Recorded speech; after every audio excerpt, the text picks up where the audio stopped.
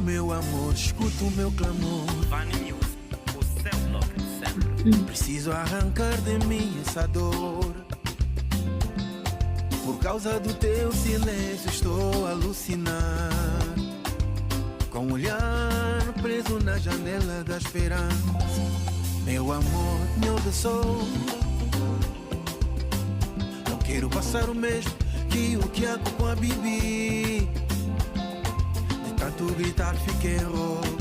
Falo sozinho feito um louco. Pelas ruas da nossa memória.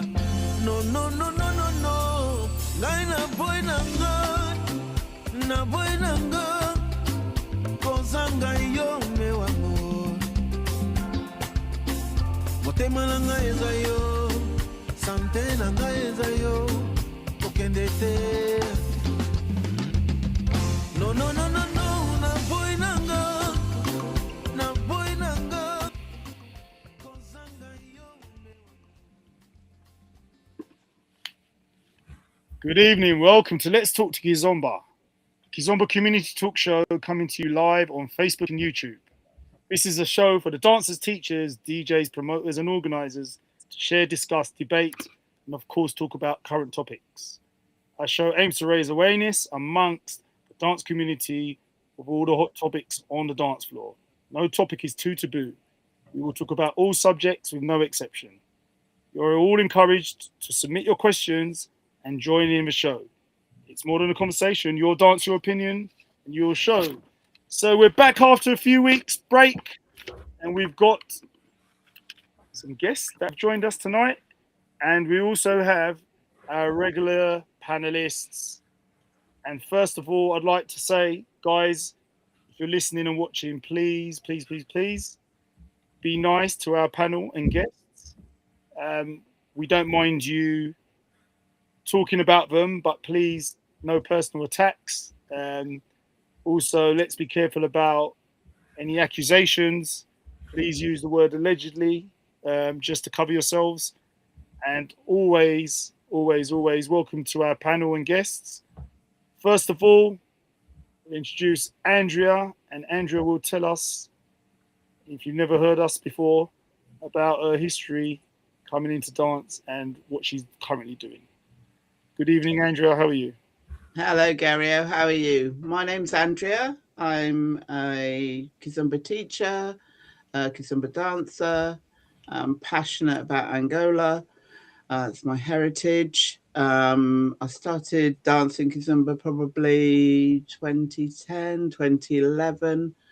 I live on the South Coast, but most of my dancing's done in London these days. And yeah, the idea of the show is to talk about what's current in the Kizomba scene at the moment and get people's opinions, see what they think, what they'd like to see maybe more out there in the dance community. Thank you, Andrea, and welcome back to the show. Thank you. Next, another panelist, one of our panelists, Gabriella. Welcome back to the show. I hope you're well. Just for those who haven't listened or watched the show before, can you just introduce yourself, give us a brief history and you coming into Kizomba and what level you're at now and what you've been doing? Thank you. Sure. I'm Gabriella. I joined the Kizomba scene back in 2019. I was dancing salsa before. Then I stopped for a little while and I moved to bachata, but I decided that Kizomba was my passion, so I went back to Kizomba. Recently moved to Surrey. I haven't been dancing much around here, but I come to London quite often to dance. Dance has always been my passion since I was really small. I do enjoy dancing as well as discussing all the topics at this program. Thank you for inviting me. Thank you, Gabby. It's nice to have you on our panel as always. And let's see what you come up with a little bit later on. Thank you. Our special guest tonight, Emma Cake, the cake woman, Emma. Welcome back. Thanks for joining us, Emma. Again, for those that haven't listened or seen us before, can you just give us a brief history on your journey into Kizomba and your current status? Thank you. Yeah, no problem. My name's Emma. I've been dancing Kizomba now, I think it's about 12 or 13 years. I forget. It's I couldn't tell you what year it was I started. I was introduced to dancing through a friend of mine. And I was pushed into the Kizomba room, out of the salsa room, and then just got absolutely addicted to the music. Kizomba's become a big part of my life. It's become family. It's a feeling. I've met some amazing people, and without my dancing, I don't quite know where I'd be. There's nothing else like it. It's it's amazing. I enjoy it very much, and I really appreciate being asked to come on as well, to actually have a voice and have an opinion, because when we're at dancing, we don't talk, we just dance, and this is a really nice platform to do this on, and I trust everybody and appreciate everybody's opinions. Thank you. Thank you, Emma. That's brilliant. And just to advise, we do have one of our hosts that will be joining us in a little while, and also another panelist who will be joining us shortly.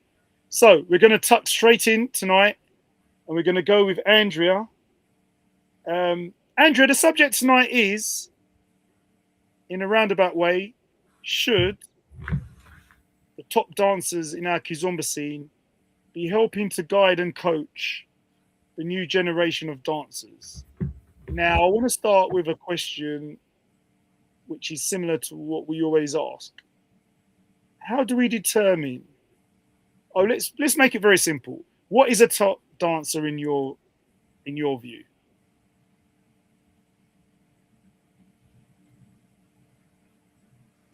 A top dancer. So that's obviously everybody's opinion's different, and people's might not agree with mine.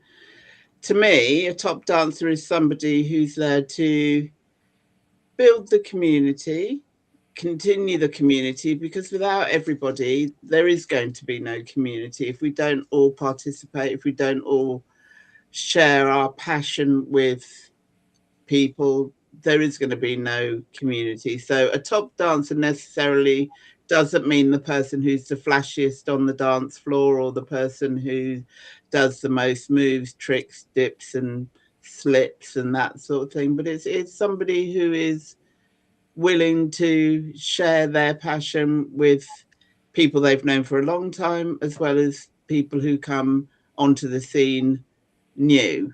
So, people who haven't been dancing as long. Just because you're a good dancer doesn't mean you're a top dancer. Oh, Andrea, that's very interesting. So before we come on to our panelists and could you just tell me a little bit more? So a good dancer doesn't make a top dancer. So I think you need to, in your opinion, Andrea. In my opinion, yes. So you can have somebody who is the best. I don't even know how you consider best, because to me, if I've enjoyed a dance with you, you're one of my best dancers. To me, you're one of my best dancers if you've made me smile, if you've made me laugh, if you've given me a chance to express myself as a dancer.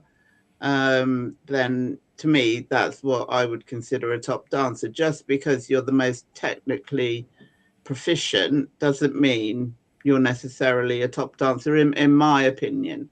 So I can dance with a beginner who has got musicality, has made me laugh, has made me really think about the song that I'm dancing with them, together with them.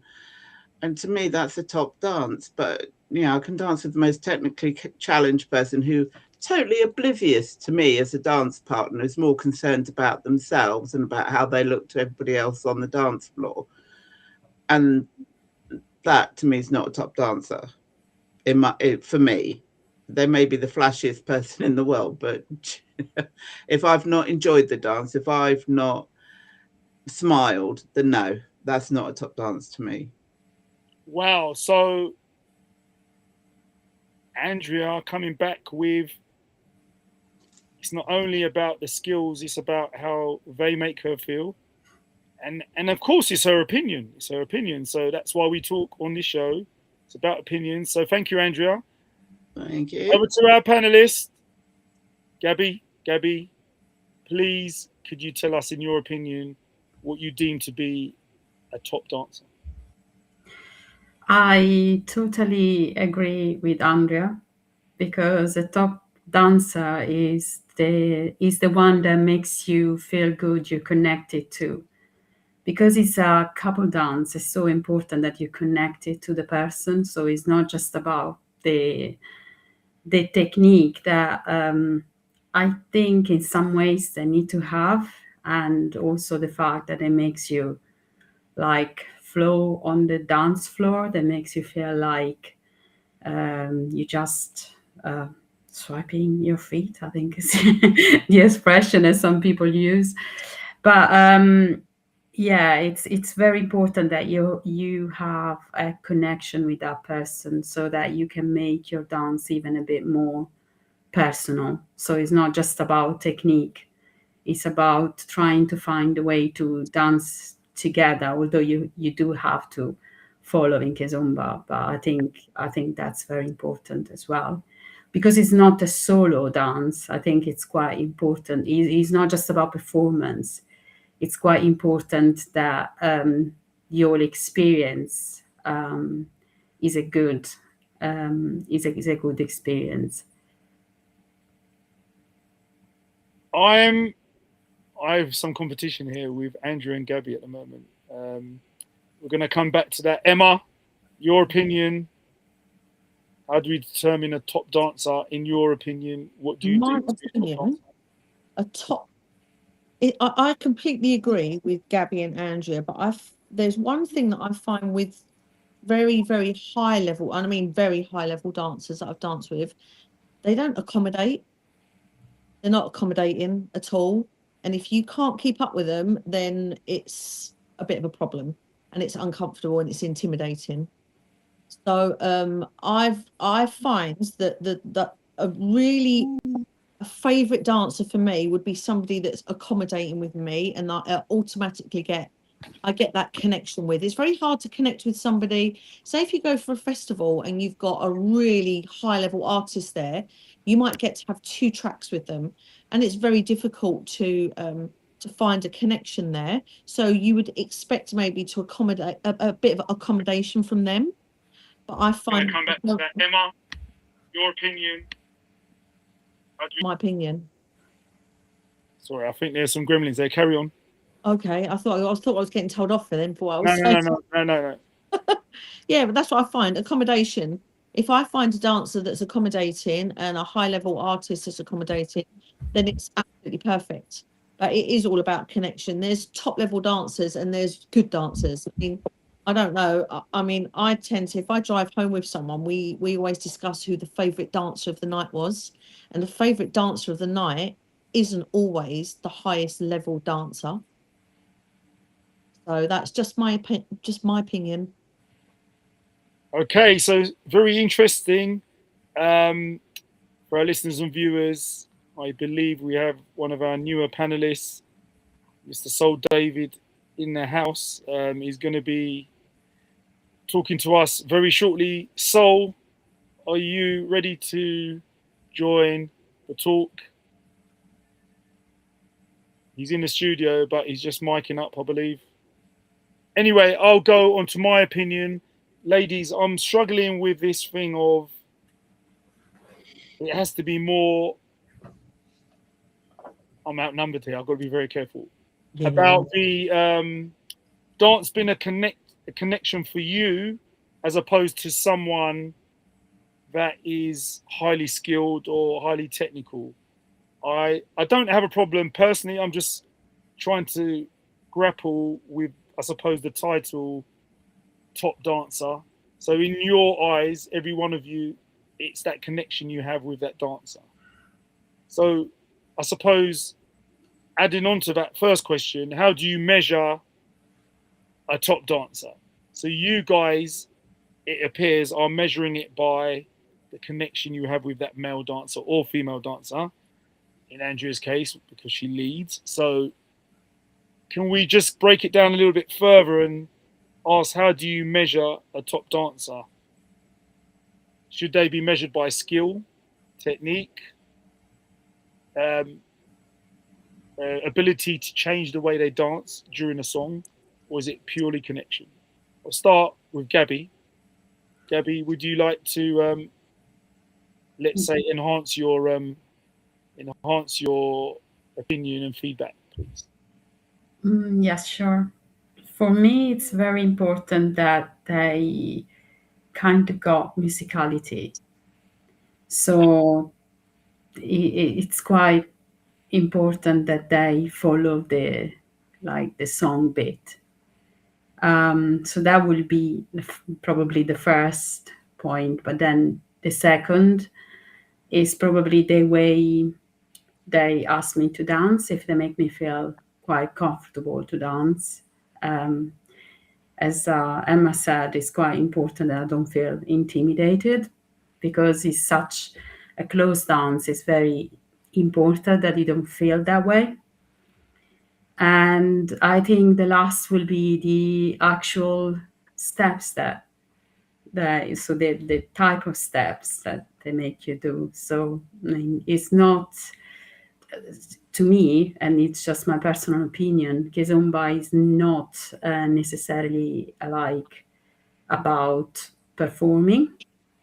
It's about like trying to flow together on the dance floor. So trying to listen to the music and just follow. Interesting.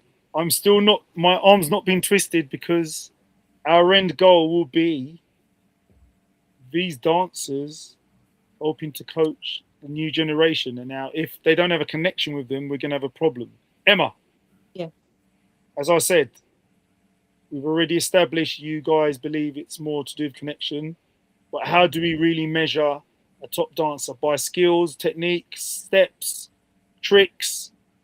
Right. Well, you're saying about top dancers showing the next generation. Can you just like, I don't quite understand. Do you mean like the new teachers coming in, or do you mean like? No, these are established Dancers. dancers like yourself, been dancing 13 years, Yeah. kind of guiding, not actually teaching a lesson like Andrea would, but actually being able to guide on the floor, or if you're in a conversation. No, yeah, it's not, believe it or not. I mean, this is going to come up later on. It's not my place to do that. It's not my place. I'm not a teacher, but if obviously if somebody was making me feel uncomfortable, or if somebody asks, look, Emma, how comes this, I'm doing this and this is happening, then this is all going to come up later on when we go into more details. But yeah, I'm just, if I'm really comfortable with somebody, then there's gonna, and they adapt with me. But you find like that, some of the high level teachers, and I'm talking like really high, they're tired of, they've been teaching, they've been doing it for so long, they're not gonna bother, really. I've come across that quite a lot, actually, which is a bit of a shame.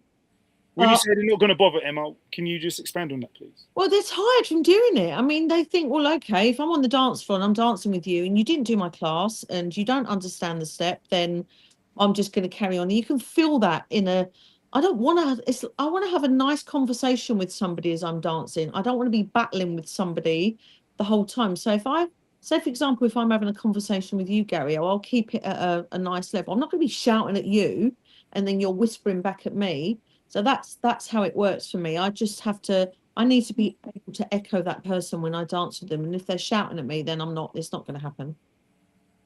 Okay. So as I said, it's kind of an open subject. I'm just really trying to get to, I'm not expecting from the subject title people to be teaching, but it's more a guidance. We used to have, Emma, you should remember this, Andrew certainly does, we had the Kids Police. And I shouldn't say that, but I was one of the ones that named them the Kids Police. they were the guardians, you know, the gatekeepers, making sure quality was adhered to and there was some kind of standards. So I'm trying to say it's in more this way to let you know, these new dancers, they come in with often bad habits, and we have to understand some of these teachers are teachers that have been dancing a year or less and they're suddenly teaching. So I believe that the top dancers do have to use Andrea's words, have a role in the community to kind of, you know, you say it's not your job, Emma, but you know, if you've been dancing 13 years and a teacher's been dancing 1, you know, I think we got a little of a discussion to have there. Yeah, well, I'd never undermine a teacher if they're teachers. I have experienced this once with one person, and I'll probably tell the story a bit later on when we get deeper into it. And it did have a positive outcome, but yeah, do you know what? It's difficult because as followers as well as ladies,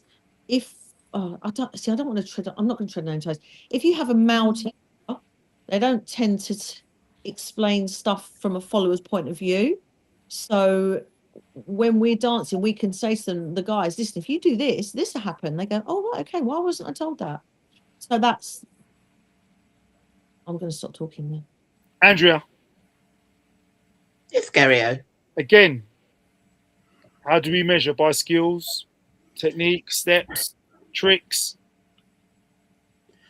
Okay, so I was really lucky. I learned from the first generation of people who came over from Portugal and Angola and stuff. And so I was lucky. I learned with those teachers who had grown up all their lives dancing and were true to Kizomba as it's been danced.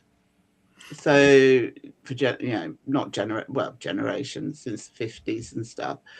It's always an evolving dance. You have to remember that. However, by them teaching me, by them telling me stories of how they came from Angola, settled in Lisbon, and then came over here, they had the enthusiasm and the background and the history of Kizomba.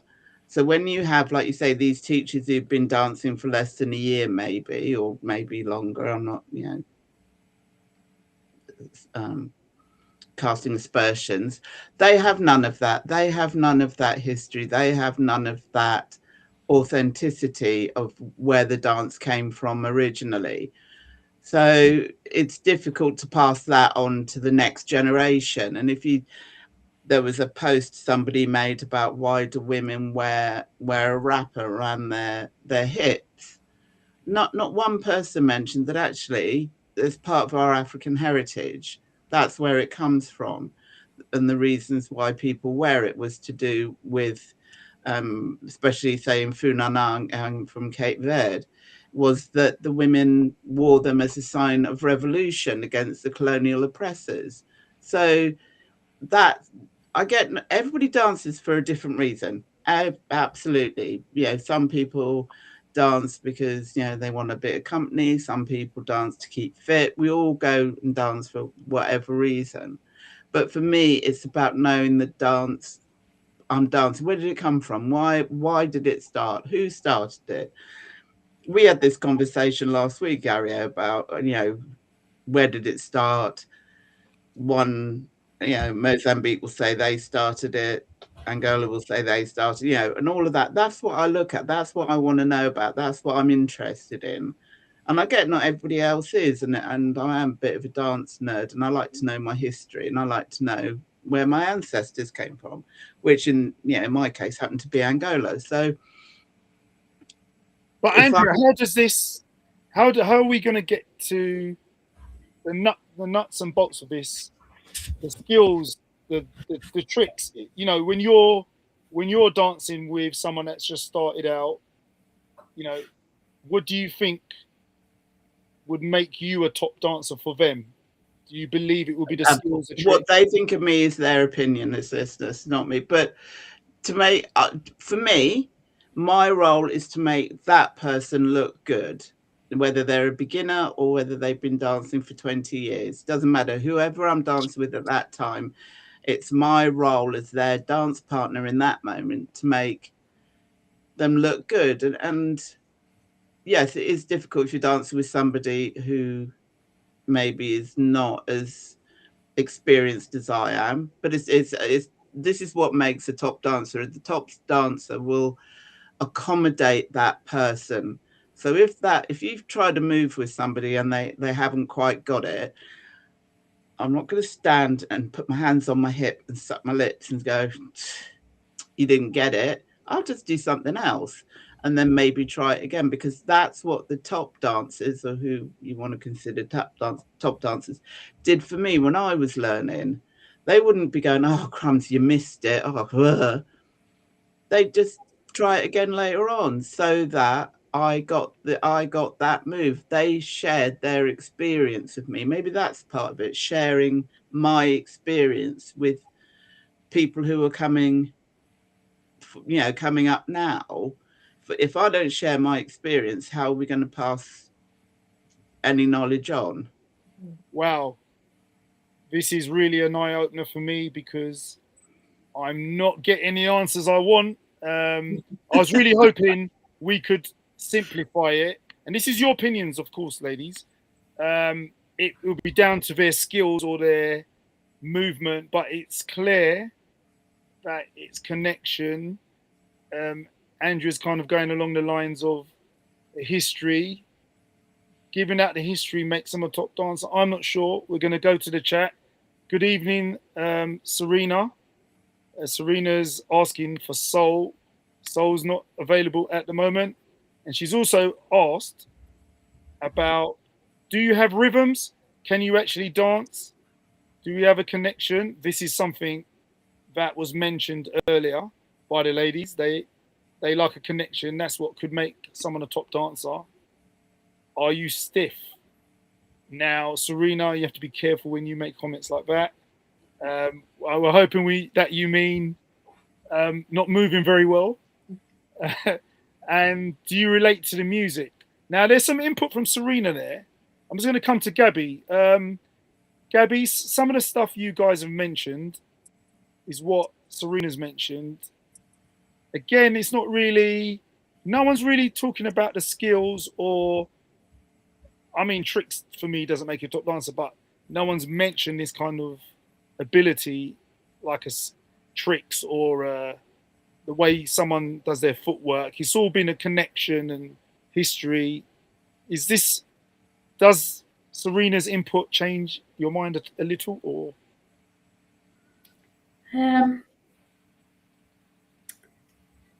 For you, it's a connection? Yes, for me, it's quite important that the person who's dancing is quite flexible. I may occasionally because also I had friends who likes doing that. Like when people make you do tricks, but it's just my background dancing, like bachata and salsa mainly. But that's not what makes a great dance for me. For me, Wow. Still, what makes a great dance is the connection you have with that person, and the rhythm. Yeah, definitely. Yes, Serena's mentioned rhythm. So I think rhythm I can live with, is something that I would say helps to make a top dancer. I don't think we can necessarily say it's one thing, but definitely rhythm is one. Nuno, good evening. Liv, good evening. Now we're going to talk about a good dancer making a teacher. Do good dancers make great teachers? Now, I have a theory about this. I don't think that happens. I really don't, because often they're that good that they believe, or they feel they don't need to learn to teach. They believe their natural ability will take them through. So it happens in other fields in life where ability is just not enough to, and teaching is a skill. That's why there is qualifications to teach. it's a skill. So it's not just about being talented or skillful in the dancing terms. Andrea, do you believe that a good teacher can come from someone that's a good dancer?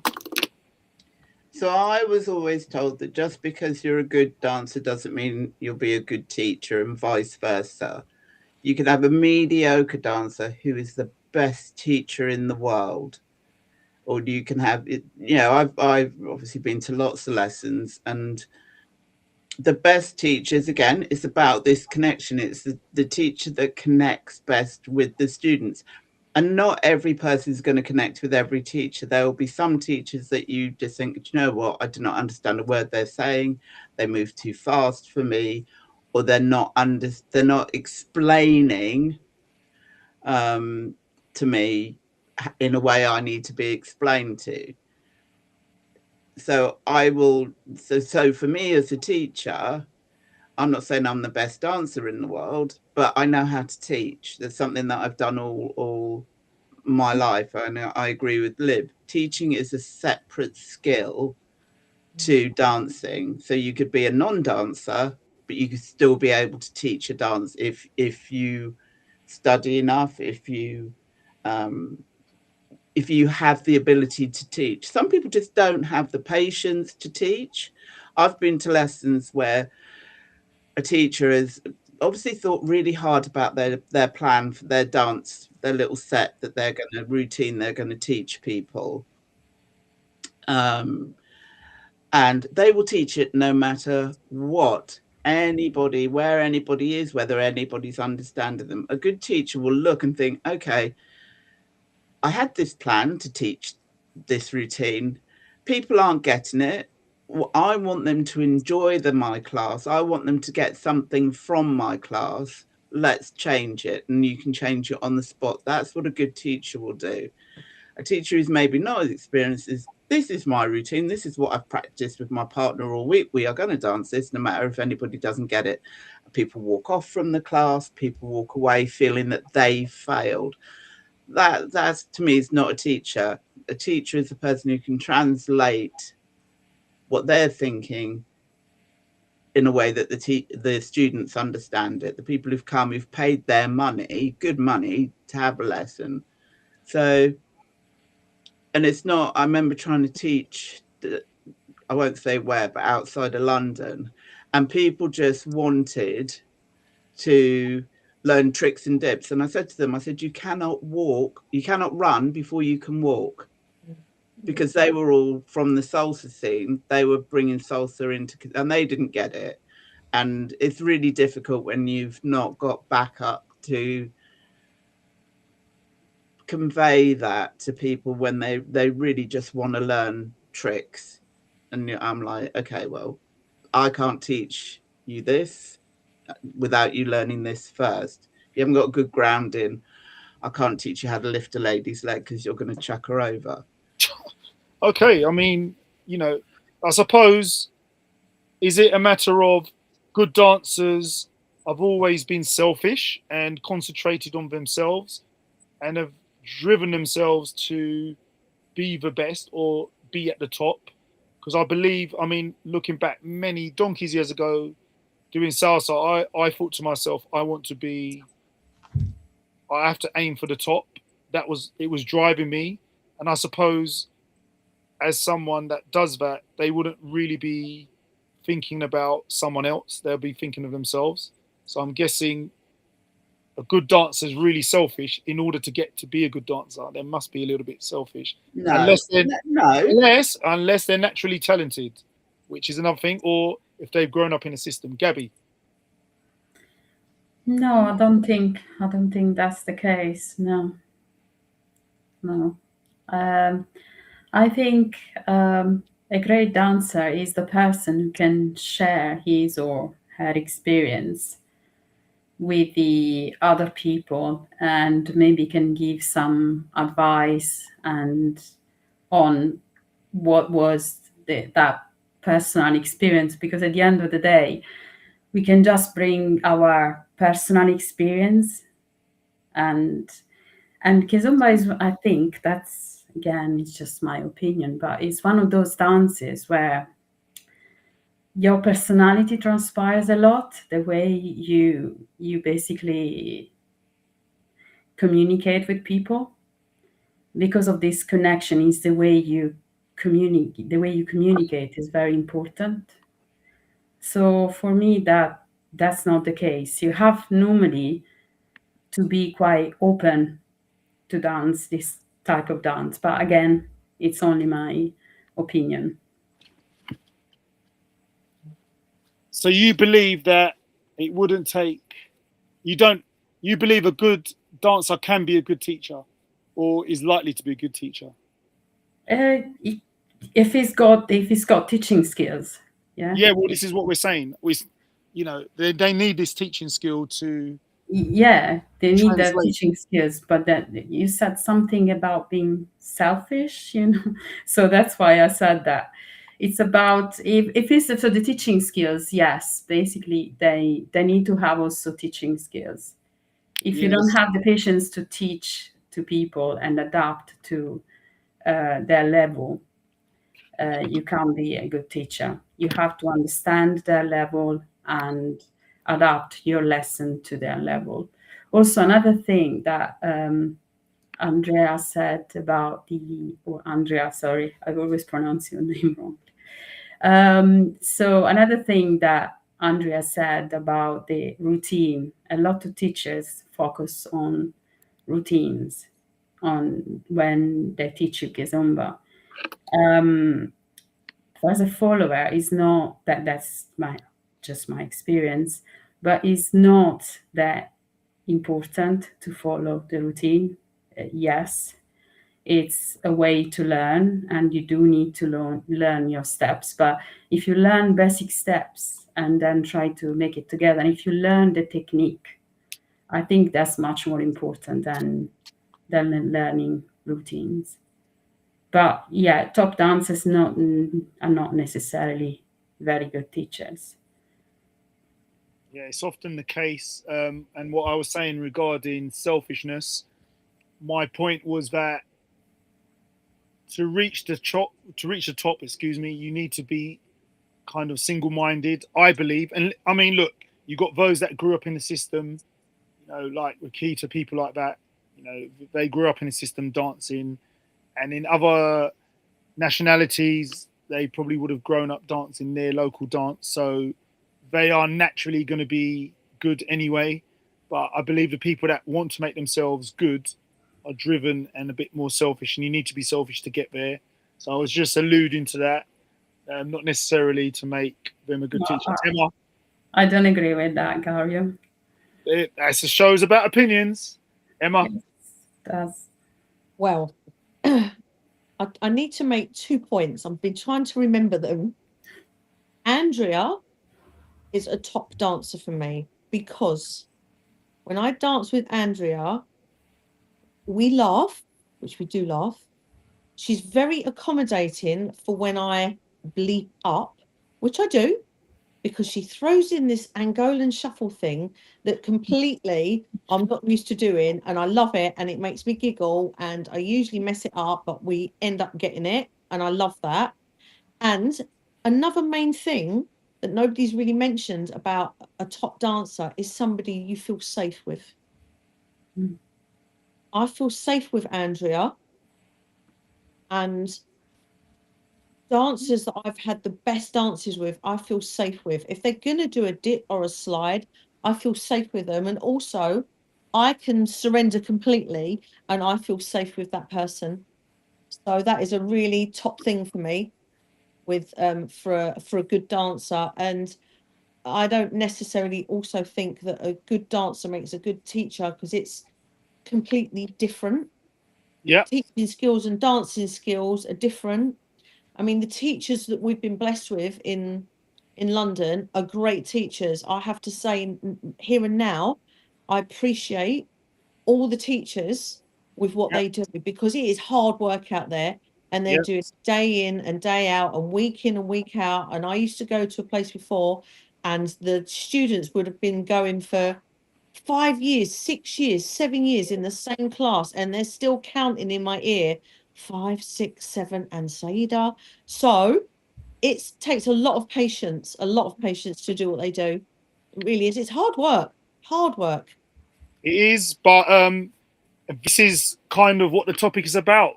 Should our great dancers help the teachers out by helping these new generations on the dance floor? This is what the topic's about. I mean, you shake your head, you may say no, it's not your place.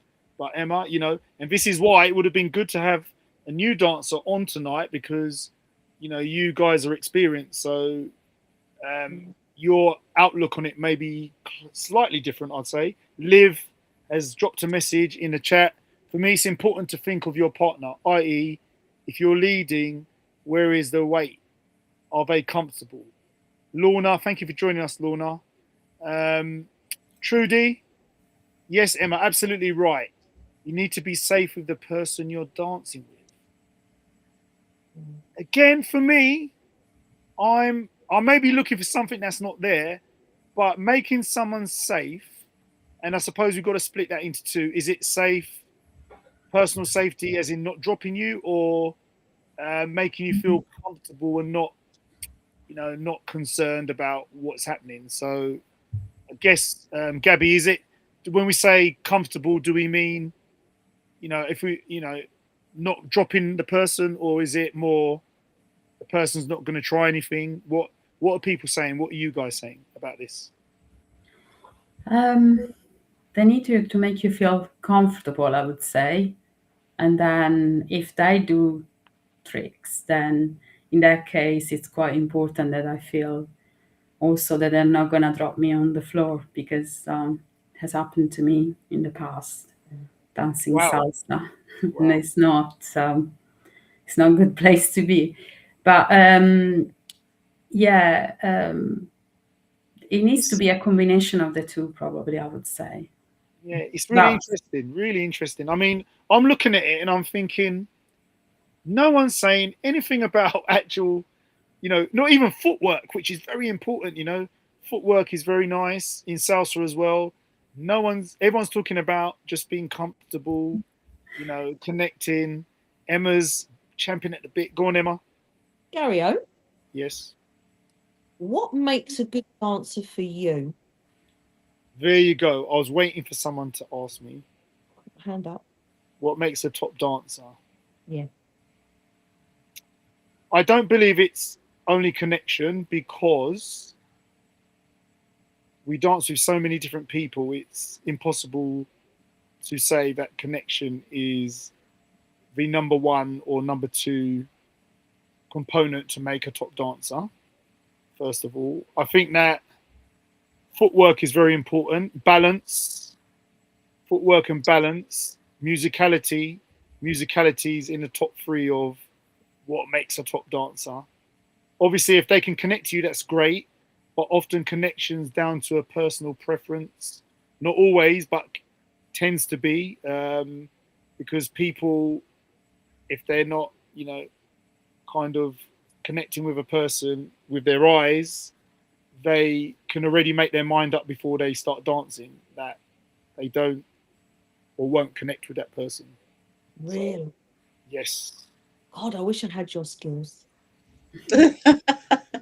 But I don't think it is just about footwork. I mean, yes, I like to be I named three. I think it's important, but I think definitely balance and musicality. To answer Emma's question, just a second, Andrea, and I just think that you know, you guys are, and it's fine. It's your opinion, and it's great that you believe in the connection. It's very important as well. That can elevate the dance. I would say it really does elevate the dance when there's a connection, and you know, even if there's mistakes, you know, it makes that particular dance amazing.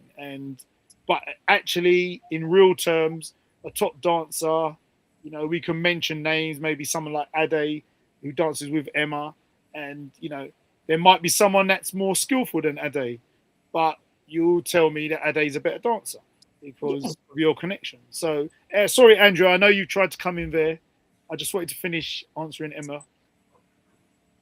No, and I get what you're saying, and for everybody is going to because somebody will say to me, "Oh my God, he's such an amazing dancer," and I'll think, I've danced with him, and I know Exactly. because Yeah. there is nothing about the way that person dances that connects with me. And yet there are other people that I dance with, and people will say, oh no, I didn't really feel that was a great dance. I didn't connect with that person. Hello, David. Hello, you. Soul. Are you So there? please. Hi. Can you hear Hello, us? everybody. Hi. And our panelist is on. Soul David, everyone. Soul David from the Midlands. Dance with Hi, Soul. everyone. Had a And bit of a mission getting in tonight. Sorry, Oh, I'm it's using crazy. Teams that always do the names backwards on Teams. That's why I read your name back to front. I gotcha. cover there was a bit of traffic, so it made you a bit late, but you're here now. Yeah, digital traffic. That's what it was. Digital traffic. I had to turn left at the cookies. I had to go right round the roundabout. No, it's crazy. For some reason, there was just gremlin after gremlin. Just And this is why yeah. the digital world is a dangerous place for us to go. But anyway, so thank you for joining us. While we're with you, just for the people listening and the viewers, would you just like to introduce yourself and tell us about your short history in Kizomba? I know it's long, but give us a short version. And also, you teach. We know you have a brand, you have a dance school, and you don't just stay in your local area. So, can you quickly just give us a little bit of a profile grab there, please? I would love to. However, I feel as though I've cut Andrea off. She was speaking, and I'd like to hear and the rest of Andrea's point, and then Wow, he's learned very fast. Thank you, Sol. Andrea, do carry on. Thank you, sir. So we were just sort of talking about connection and dancing with people, and so yeah. So if I'm dancing with somebody and the connection's not there, and I say Emma could have a great connection with somebody and think, wow, he's the most amazing dancer, and I could be thinking, well, I've danced with him, and there was nothing. There was nothing that connected me to that person. To me, he wouldn't necessarily be a top dancer, and I lead and I follow. So again, there are people that I lead who I can't wait to lead the following weeks. I think, oh, I really enjoyed that dance. We laughed, we joked. I can't. If Emma's really busy on a night, I'm like, oh, I didn't get to dance with Emma. Or or Gabby. Because Gabby will always come up and ask me for a samba, which I love. We had a good one. We had a really good one on Friday, didn't we? We did. Yes. Come out and congratulate us. I was just like, oh wow. So, but to me, it's not, Kizomba is not about what the rest of the room sees. It's between me and my partner. So I think because people have come maybe from salsa or bachata or somewhere other dance where it is about showing the room, they find it really hard to do that connection between you and your partner. So for me, it's me and my partner. The rest of the room doesn't really exist except trying to dodge people, which is the most important thing, because the other night I had to come home with bruises all over. So to me, it's that connection with that person I'm dancing with at the time. I really feel sorry for our new generation because you guys really don't want to help. So please introduce yourself. Yes. Good evening, everybody, and everybody around the metaverse. I'm Soul David. I love and dance Kizomba and teach Kizomba. I'm based in the Midlands, in the true capital of Birmingham City, and so I've been dancing for a good while now. And I do various classes around the place, and I do courses as well. And have the pleasure of social dancing wherever and whenever. So Dance with Soul is the brand. There you go.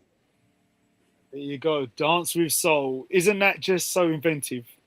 Yeah, it's that. Yeah, if you see a yellow paint splash, that's Soul's brand.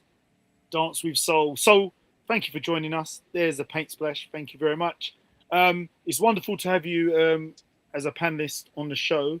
We've got Emma guest as a guest. We're just talking about should our top dancers, and we have to kind of break it down to see what a top dancer is, but should our top dancers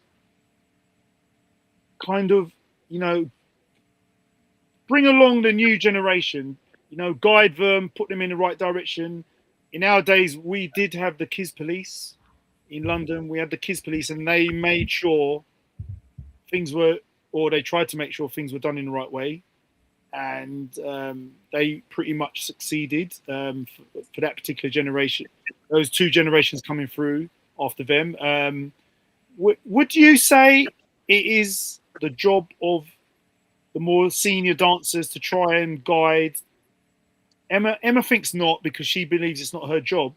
But how are we going to get good dancers coming through? We got kind of guided in a certain way, but I don't see much of that now. And then we're complaining about the dance levels.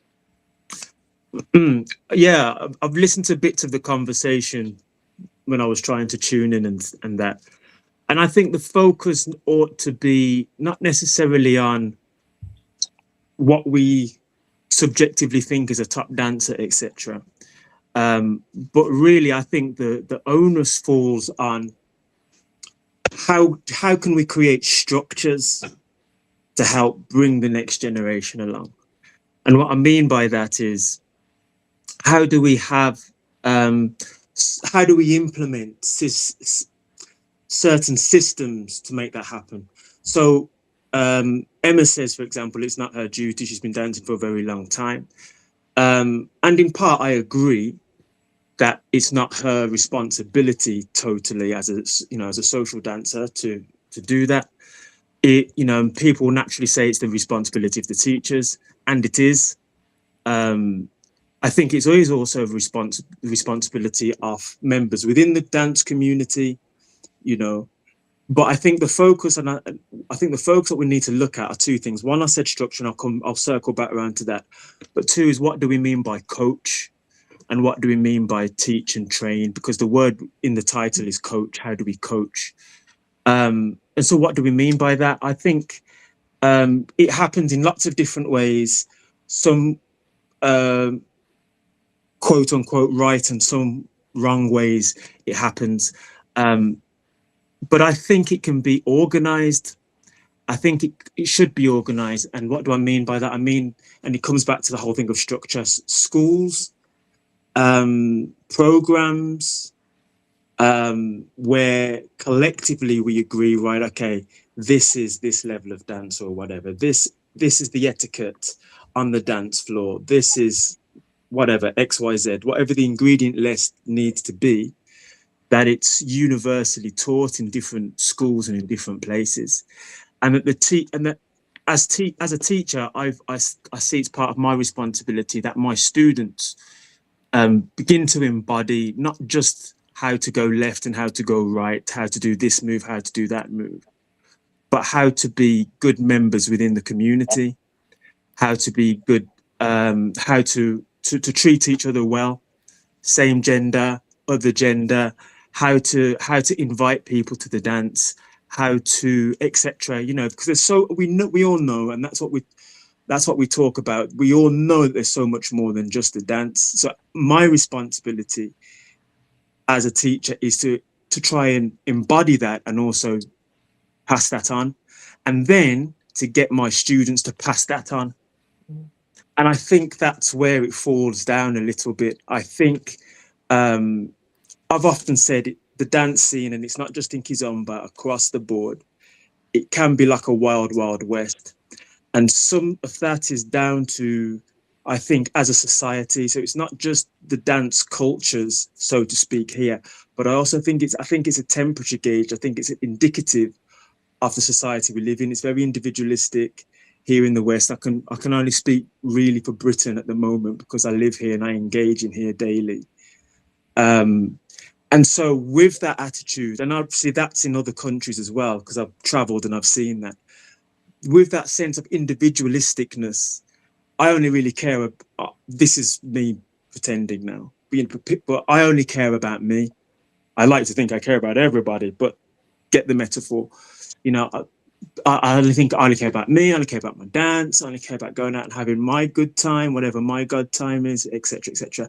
Yeah, this person's a new person, yeah, whatever, let them sink or swim, it's not my issue. And I think that's the problem. I think I think with that attitude, it starts to fall apart. And I hear strongly with what you're saying. We rewind the dance scene 10 years in the Kizomba world, or you call them the Kiz police. But I think there was more of a passing the baton on, really. There was more of a, right, okay, these are the things that you ought to do, these are things that you ought to avoid in Kizomba. And I think that sort of like stopped at a generation afterwards, for different reasons. And then it sort of like just turned into a free for all.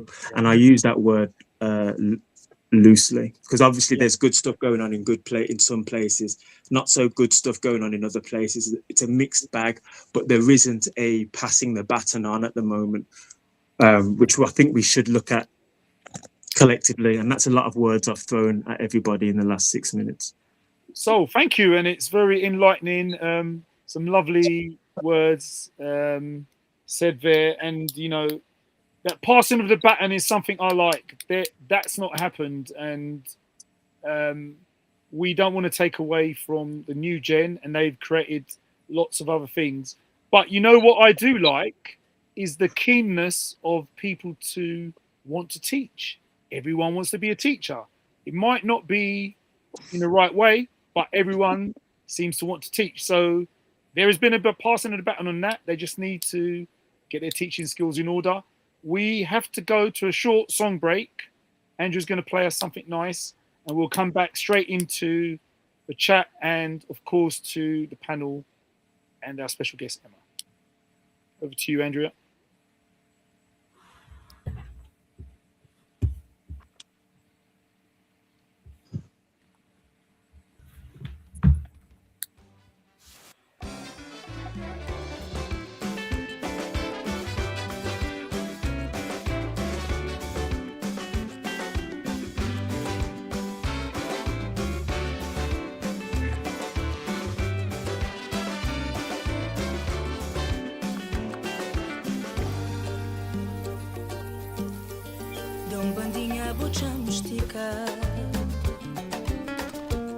Bambu de bracinha titi, escanha brag não tem manos, não tem folga na ser carteira. Dão bandinha bocha mystica, bambu de bracinha titi, sabi, escanha brag não tem manos. Fogar na ser carteira. Oh mina, fronchada de teu beijo, me tudo é que tá fazendo sabe. Oh mina, fronchada de teu beijo, me tudo.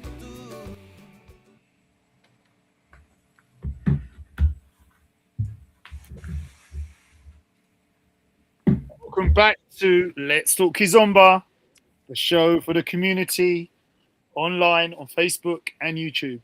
Tonight we have Andrea, Emma, our guest, Gabriella, and of course the one and only Soul David from Birmingham. So welcome to the show. Now, we want to go to a chat because we like to support our community and those that watch and listen. We're going to touch straight in again. Trudy says, yes, but connection is important too. If there's no connection, you won't feel the dance is going well. But this is not enough, in my opinion, to make you a top dancer. Is being good with connection going to bring the new generation to a specific level they need to be to carry on this culture? Lee Smooth, hi Lee.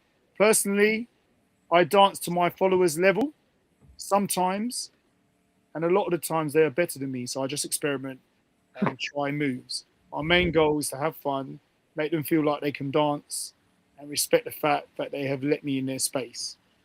Lee, the politician, has spoken very well.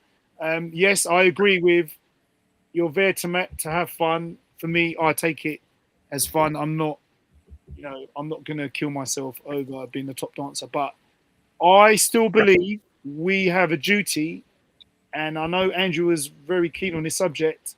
Do we owe the community? Do we? I mean, we have to give back, surely. You know, it's given us a lot. I would say, for most of us, it's helped us in our life, as in, it's given us something to do. We turn up, we can come on our own. We don't have to worry about not knowing anyone or having to walk in with someone and sit with someone, although some people are like that. So guys, I'm going to come back to Emma now. Emma, you did raise this earlier. I'm going to give it to you now. Someone that is a top dancer. We're disagreeing at the moment on what a top dancer is, but a top dancer, you claim they shouldn't, it's not their job. Now, should they just be dancing the top dancers looking flashy and have people criticize them from the side for being arrogant? You know, would you not prefer them to be spreading their knowledge and helping? Still not their job? Well, like I said to you, I have a story. There 2 years ago now, there was a young lad at a dance event that I was at, and he was a beginner, and we was doing this great thing, which I think is really good, where you swap partners and you all have a little go, and everyone gets to dance with all different levels, doesn't matter. And this young lad just couldn't, there was a certain thing he just couldn't get. And I did say, look, I'll lead you, and this is how the lead feels. And I just, for a second, he felt what the lead should feel like.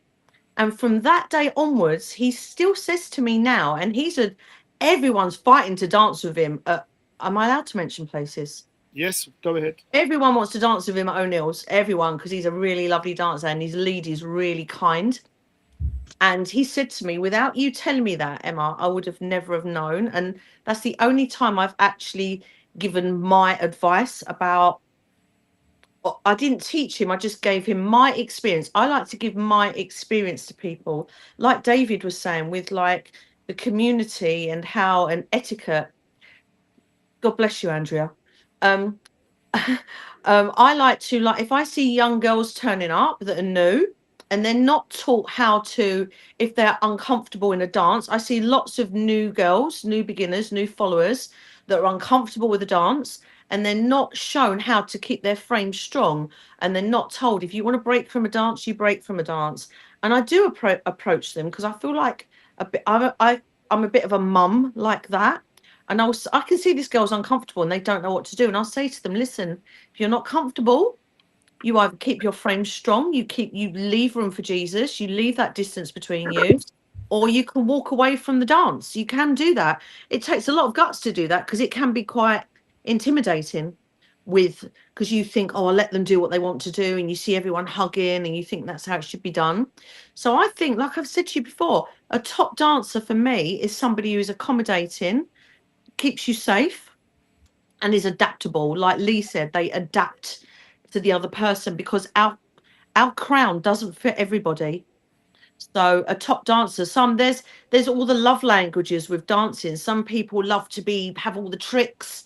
Some people love musicality. Some people love just connection. So a top dancer for me is adaptable.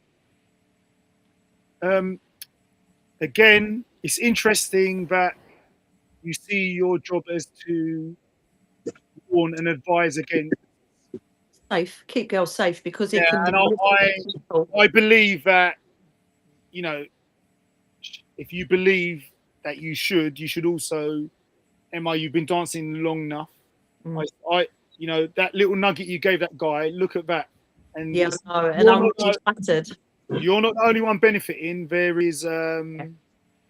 are other people benefiting of that. So it just goes to show that, in my opinion, that you should give those nuggets out. I got one from, bless her, ID from my salsa days. Once told me, just straighten up your frame a bit. And I'm telling you, from the minute she told me that, it changed. You know, because you know, some of these shorter women, you're crouching over, and if she goes, no, keep your frame, and it made a difference. Now, she happens to be a teacher, a salsa teacher, but just that nugget can change someone's whole dancing life career. You know, so I still believe In technical terms, we can help a little bit more. Balance. A lot of people don't have good balance, but musicality, I believe, would probably either come naturally or not. But in a lesson, maybe a teacher would be better served, trying to give them the advice. But there's surely a few things within the dance on the floor, or when you're standing on the side, someone saying, look at that person over there, look what they're doing. You shouldn't do that. You should do this. Maria, Gabriella, I know you don't like what I'm saying, but a question: do the top dancers, should they just go home and not worry about it, just enjoy their night, just show off, and then you guys are all criticizing, look at them, the arrogant so and so's? Should they just be going home and not worrying about new generation? No, I think it's a problem, as so said. It's a society issue as well. You should care about other people anyway, wherever you are in your community, and you should try to make them feel comfortable, because it's such a close dance. Apart from Simba, it's quite important to feel comfortable, and in order to do that, you can give advice. I received advice from top dancers about their posture, for example. Hello, Dixon. And I've been corrected by other dancers as well regarding my posture. And it's quite important to make people feel comfortable. To me, the first thing you should feel is feeling comfortable when you dance. And just to add, you don't believe that, so you're quite experienced now, Gabby, we can say that. So if a fellow lady dancing at O'Neill's on Friday, for example, if you see something, would you not just say to her, look, you know what will make a big difference if you just did this? Would you do that?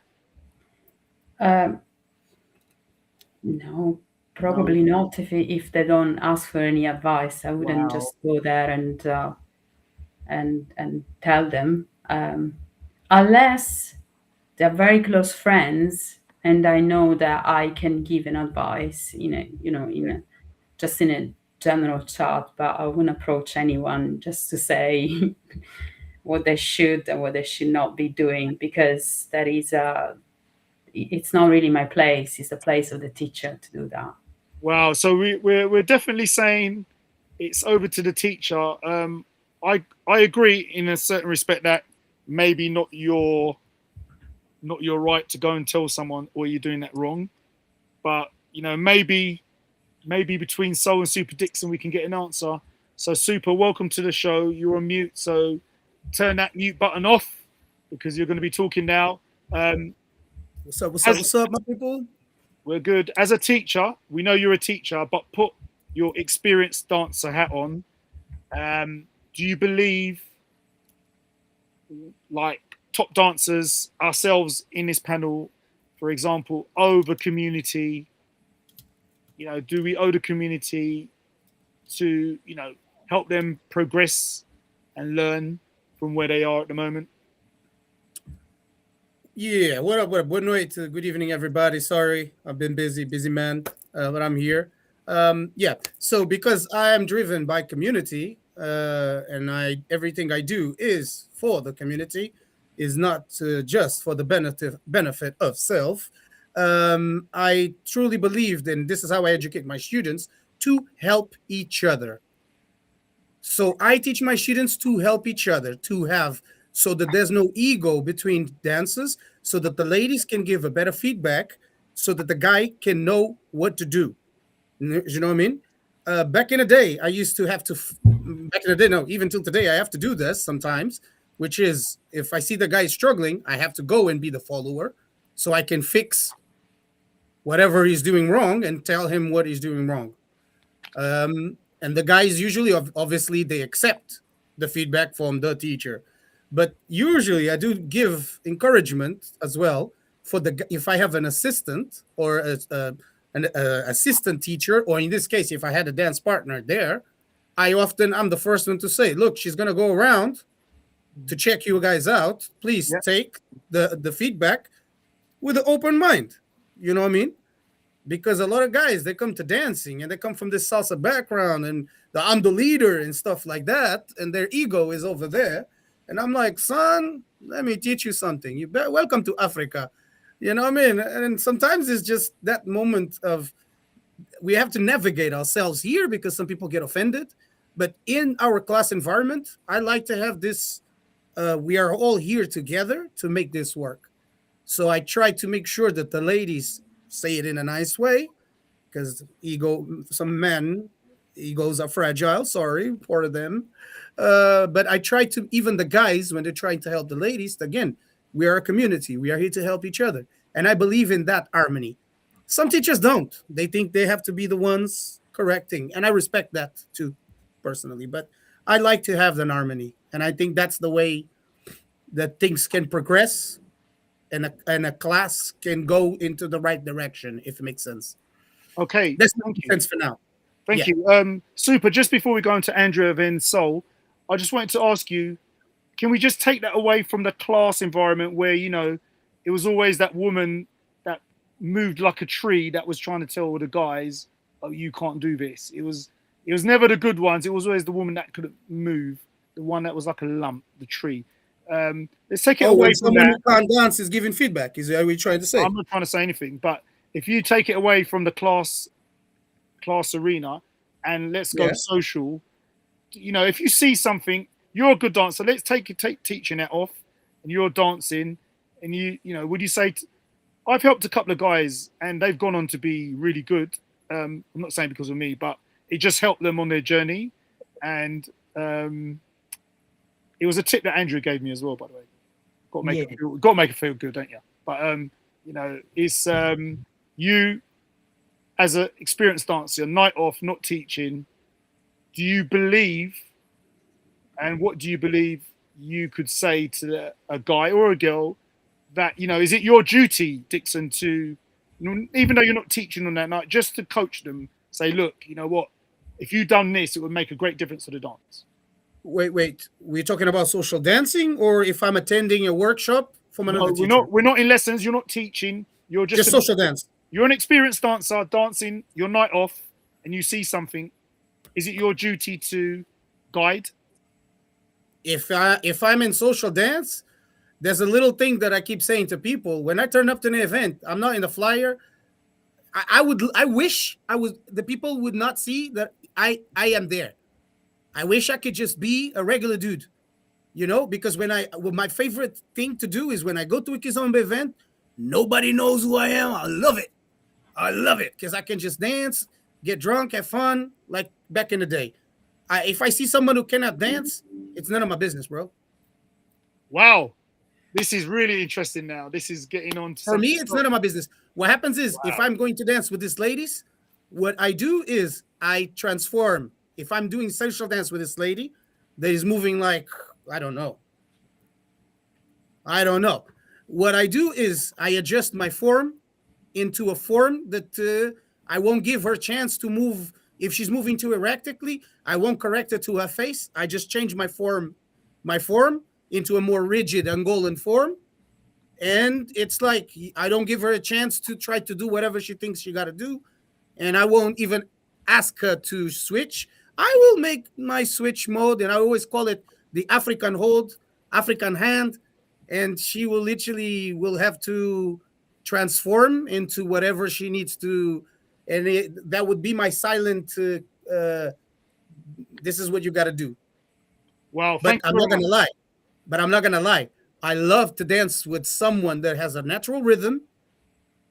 You know what I mean? And they might be vibing to the song differently. And I may not be in the same wavelength yet, but I'm like, okay, let me follow her a bit. Let me see how crazy her vibe goes. And I try to, to find a middle term. Great. So it's not your job. I can also do that. But if they're moving crazy fusions, for me, it's like, você tem problema, yeah? Sure. You got problems. I'm not going to tell her. I'm not going to correct them. I'm not going to tell nothing. I'm just going to You're gonna have a one-to-one without me having given you a one-to-one. Thank you. And that's uncle mode for you. Thank you. So Lee Smooth, outside the lesson, social dancing, I don't expect any dancer to give me any advice. I spent money and time learning. So should everyone else go on that journey. Thanks, Lee. I mean, I'm still kind of disagreeing. I think, like Emma said, a little nugget, those little things can help someone in their journey. Back to Andrea, something we spoke about, Andrea. You believe, well, we raised the question: do the top dancers just go dance and go home? Is that it? Basically, go home, enjoy yourselves, do what you're doing. Please don't give advice, kind of thing. Don't coach, just go home. This is only for me. So quite often I'll dance with somebody, and they'll ask me a question. Did I do that right? And I'll answer them because they've asked me. But as I said in my lesson a couple of weeks ago, I said, I'm not, ask me to dance. I'm not here to critique you. When I'm dancing socially, I'm the same. I'm dancing socially. I'm not thinking, oh, he should do this, he should do that, I need to tell him this, that. No, I'm enjoying their interpretation of the music, or I'm feeling their interpretation. Whether I'm enjoying it or not, it's another thing. But, and quite often I'll get people will say things to me while like, oh, you're quite good. And I'll say, oh, thank you very much. And, people dance for different reasons. And so the people that come to lessons will experience us in our lessons. A lot of people don't come to lessons and they're not interested in learning more or refining their technique. They're happy with where they are at that place. It's not for me to change that. Mm-hmm. If you want to learn more, if you want to gain more experience and learn techniques, come to a lesson. But not when I'm social dancing. That's my social time. That's for me to enjoy. If somebody asks me, yes, and I'm like Dixon was saying, if somebody doesn't get a move that I've invited them to follow, then I'll do it again. I might change it slightly to make it more simple, but I do the African hold. If some lady is doing her thing and I'm like, whoop, or I let go and let them, calm down. Let's start again. So that's how do you call it mentoring? Do you call it, Well, I think mentoring is more like an organized thing. This is just more of so it's me is showing them more on the dance floor rather than in a lesson. I think we shouldn't take it too literally, but it's just, we could be standing on the side because, there's, you get a venue, you're at a venue and there's a table there, Emma and Andrea sitting there and they're going, that one's right up their own arse and that they're complaining. Take that back. I'm just using it as an example. Don't put me in an example with that. He's projecting. Okay. No, because it's something I wouldn't do. But you guys, no. Sorry. No, guys, no, because we always look at these guys. We hear it all the time. And this is other subjects that we're going to cover. Women want to dance with the top dancers, and they get criticized. That's your interpretation, Gario. I think no. It's been said. It's been said. Is part of the fact. No, I think that is part of the fallacy. There are people I want to dance with. Yeah, but that's you, Andrea. That's you. We're not. Let's exclude you for the minute. A lot of people want to dance. Gario. A lot of people want to dance with top dancers, women especially. Now, we moan that, they're up their own arse and they don't dance with us and all this. But, at the same time, something like this, which is good, it might not be their place. It might not be our place to say. But I just really, it's not my subject, of course, but I'm actually thinking now, could we, without overstepping the mark, just see Sol, you teach, you move around the Midlands, would you say when you're out, it's just time for me to go home, or I just go, I'm not really into you know, and bear in mind, you could change someone's dance career or life with just one nugget. Are you telling us now that you would just go home and just enjoy your night out, which you're entitled to do? It's really up to you. It's not your job to be guiding, but would you take it upon yourself to maybe just give someone that nugget that changes everything in their dance history, dance life? Well, I think that there's different layers here. I've understood the question differently. For the topic tonight, should top dancers help coach the new generation dancers? What we're talking about here is social, being out, having a vibe, whatever, and then you see something, whatever. And then I think it's vital to differentiate here. Yep, please. And do. I think there's a difference between tips, coaching, and teaching. Yep. What we're talking about here is tips. And then in the world of tips, oh, this person is that person, whatever. Then there's a sort of like, there's a level of permissions. Now, I've been teaching for 13 years this year, be 13. And it's the 13th today, Wupala. I don't correct people. I don't correct people on the dance floor unless they ask for it. I might give tips. In fact, let me rephrase that, because if it's a student of mine, even if it's a long-standing student, I'll still say to them, can I suggest something? And then the conversation happens, because and if it's a total stranger, because that's the thing when who we're talking about here, strangers, I probably wouldn't. It depends on the relationship I've got with the person. Now, I learned when I was learning that basically it's not the time or place to start giving tips to people on the dance floor.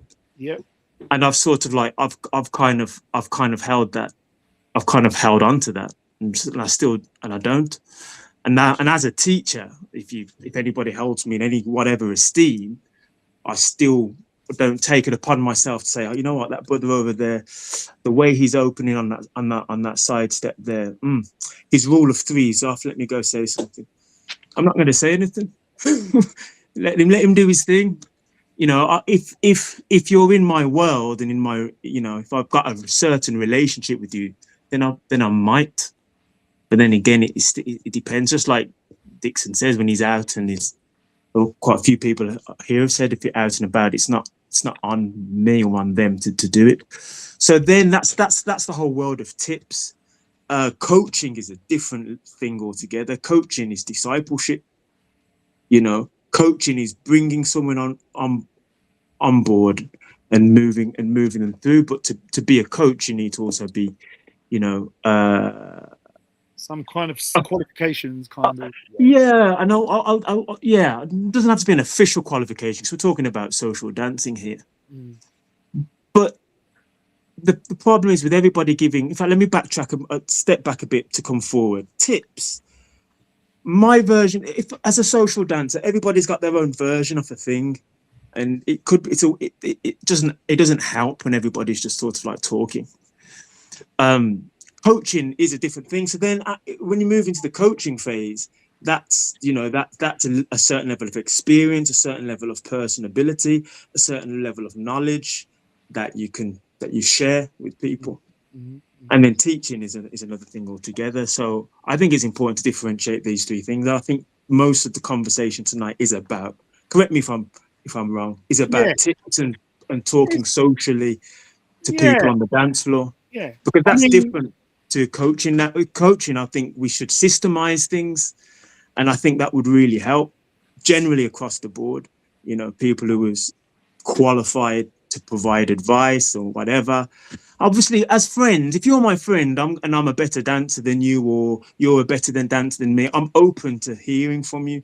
You know, as friends, you know, I don't have to, like me and Dixon, for example. I don't, you know, I'd welcome anything from him, and I'm sure it works vice versa. If I say, you know what, yeah, Edson, blah blah blah blah blah blah blah, whatever, and, and we exchange notes all the time. We exchange notes all the time because we've got that relationship. But if we were strangers or semi-friends, then probably probably not.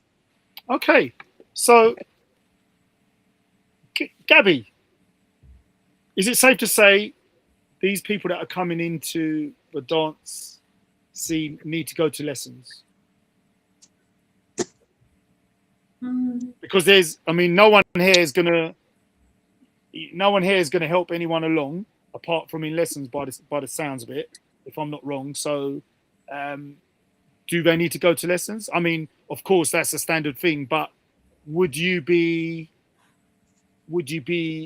against those that don't do lessons and that just go and dance?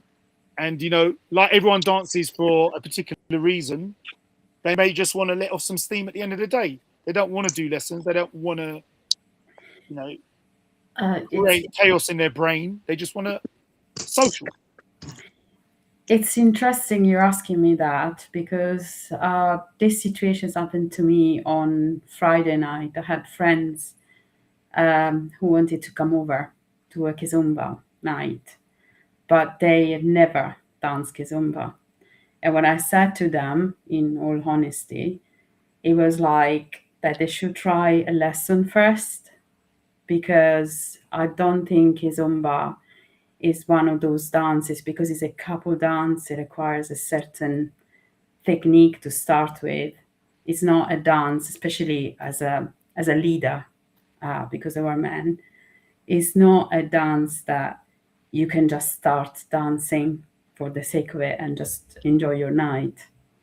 So you kind of need to have some kind of basic knowledge. So I wouldn't say that you need to be at a certain level and do a lot of lessons, because we're all different. We all pick up like the dance in different ways.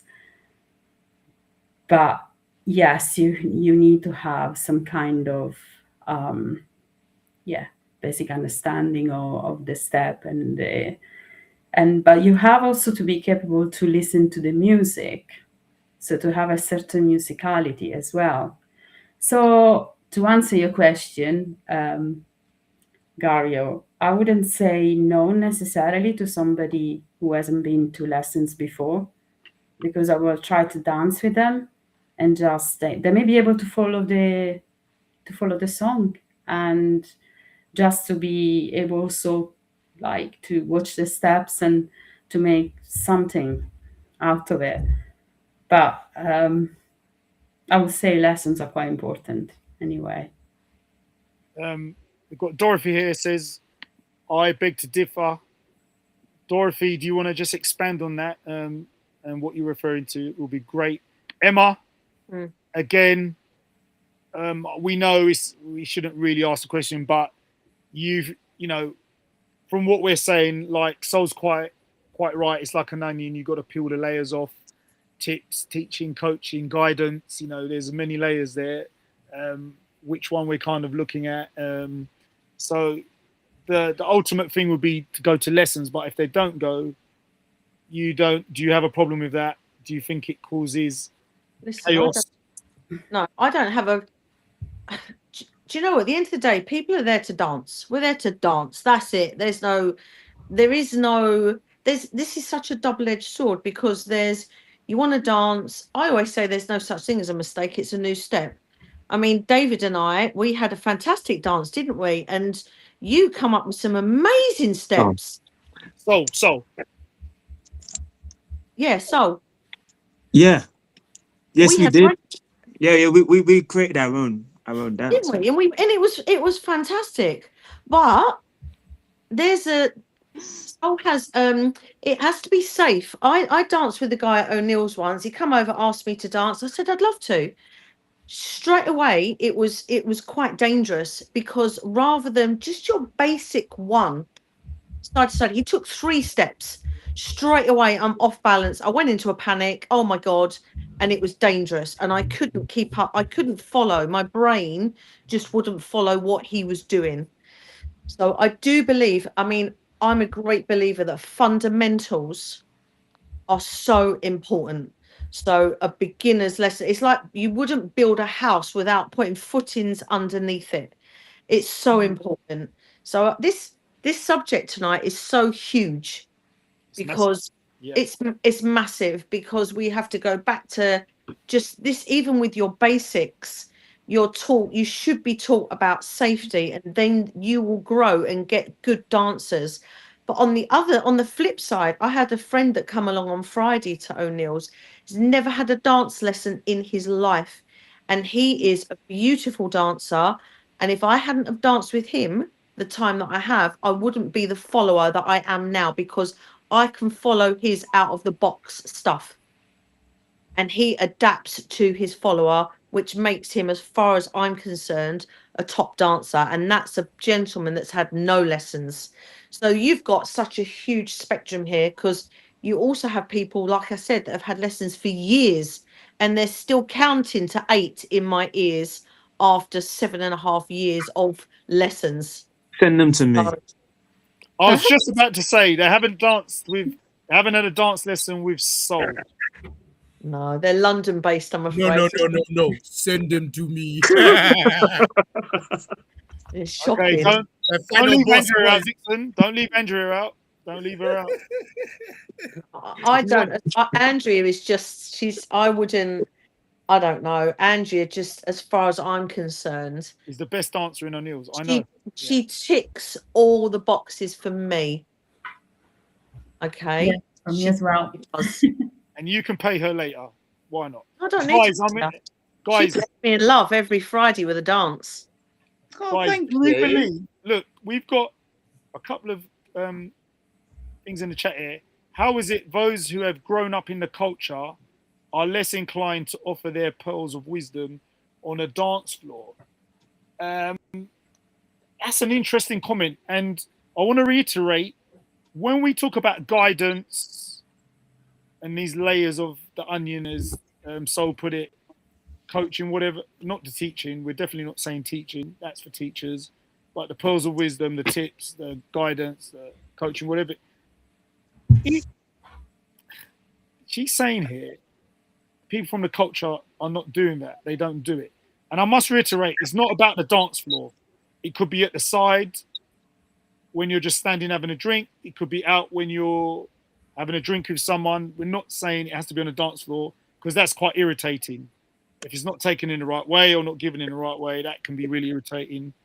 But we're just trying to say some guidance. Now, Andrea, people that have grown up in the system, she's saying, are hesitant to give tips, or they're less inclined. Maybe they see it as not their job, or maybe they don't want to give away the secrets.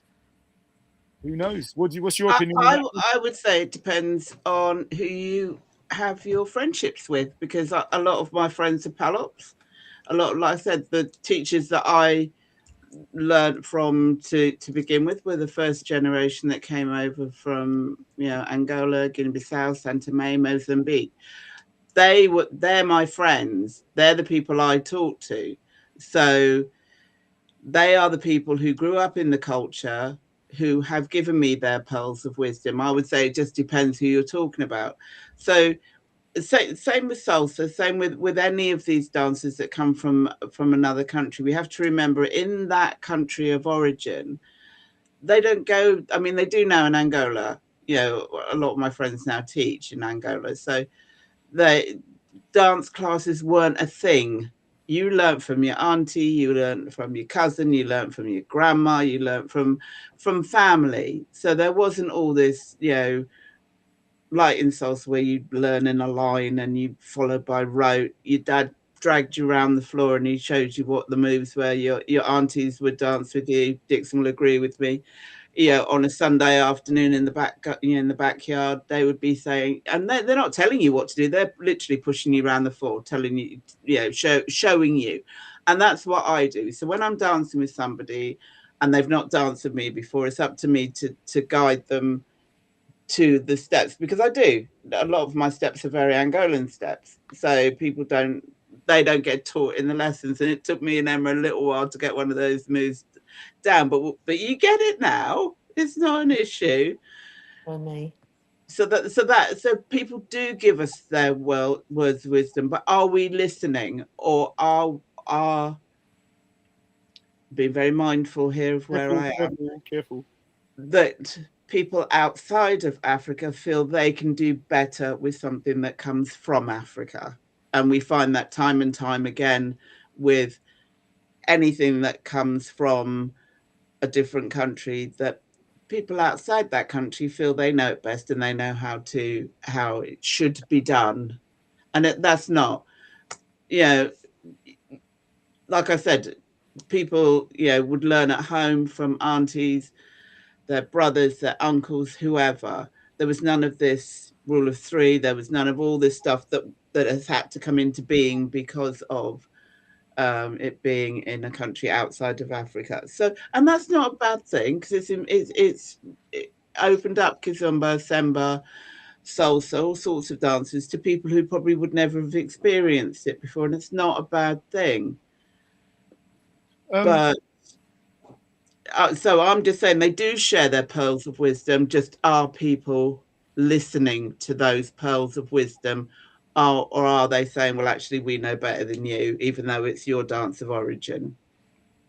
Serena, that is from Andrea. I kind of tend to agree. I believe it's not that they wouldn't give. I believe that they're naturally talented in the dance. They grew up in it, so they're not really. Some, not all can dance. Please remember that. But we're just kind of saying that when it comes natural, this is why not everyone can become a teacher, because when it's natural to you, especially those grown up in a system, they can't, or some of them are unable to translate that to a person that doesn't know anything. And that's teaching skills. So we'll talk about in a second. So, I think, and there's another thing as well. There are some steps that, I don't know, is it secret to the Angolans and the other Palops? There's a couple of steps that I've never seen taught. And I know it's there. I've seen it.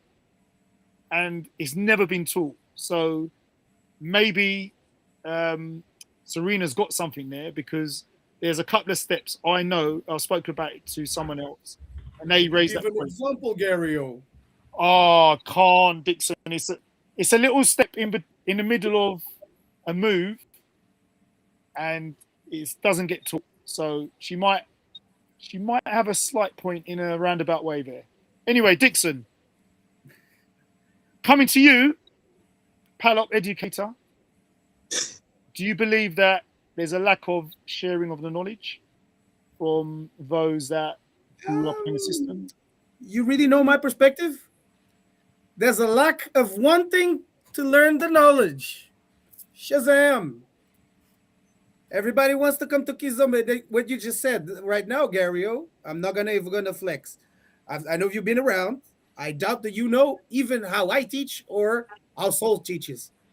And Soul is teaching for 13. I've been teaching for 15. I've been dancing for way longer than that. And I used to teach my friends the basics of the basics, like just for us to be able to be dancing on the floor back in the day in Portugal. But some of us, like most of the panel that is here, knows that. The whole panel here knows those little nuggets. Do you know what I mean? But the people don't want to come and learn. I'm not going to force them to learn. No, we can't do that. So, we can't do that. So the thing is, if there's a student that wants to be coached, trained, whatever you want to call it, because this is our job, that's going to cost you money. You want to be coached? I don't mind giving free tips, but I'm not going to give you a full lecture when I'm in the middle of a social party where probably I want to be at the bar. Yo, Soul, shall we have a tequila? Yeah, tequila?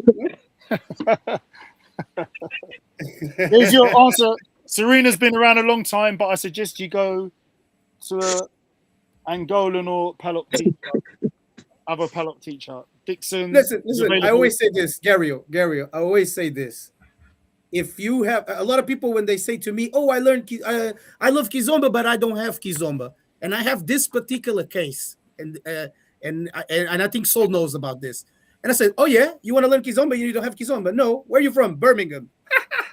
I'm like, I'm like, I literally go to the person, in Birmingham, you have the top of the top instructors in Birmingham alone.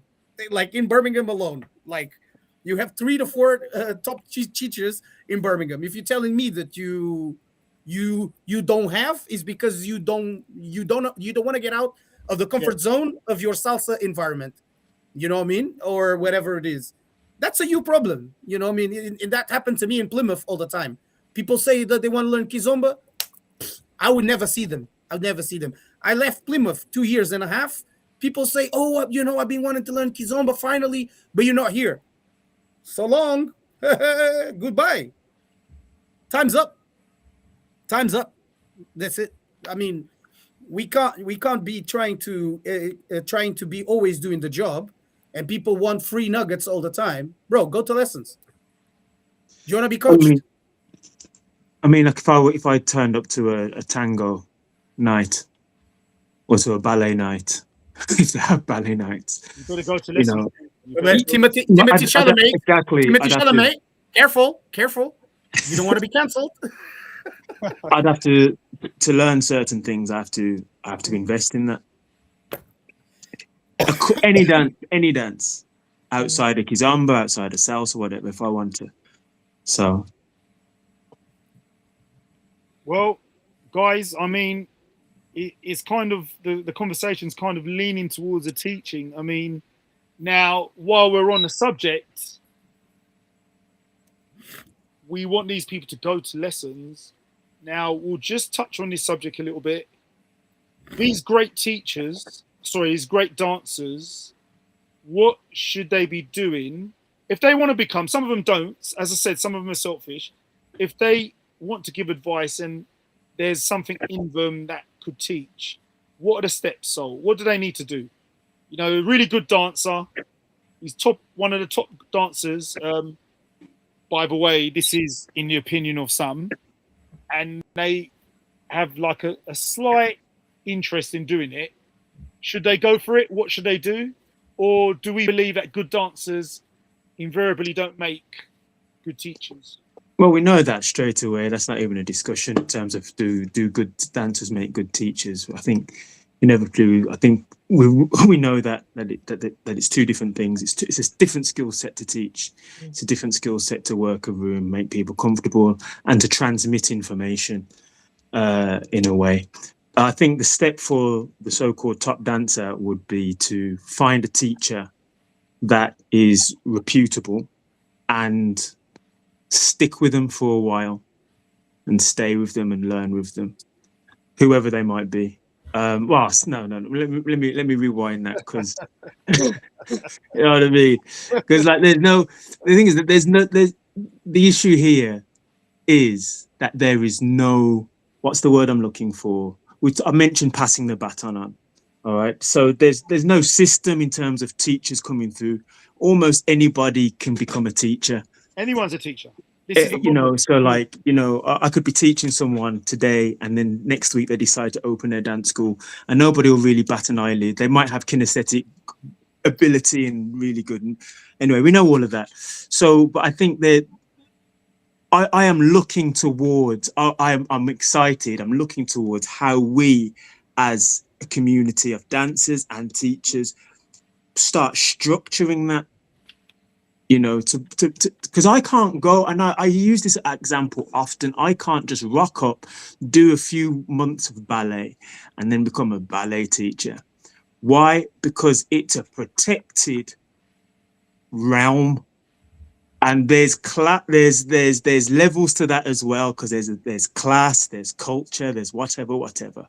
I can't just do it, but we've left the gates wide open, and anybody can come up and do what they want. Oh, it's my interpretation, and call it whatever, because there's no gatekeepers. And then when gatekeepers are there, it's like, oh, why are you spoiling my fun for? I think there is a balance. There is the whole social dance, but then there is, okay, how do we take things forward? How do we pass the things? Oh, hello. Can you still see?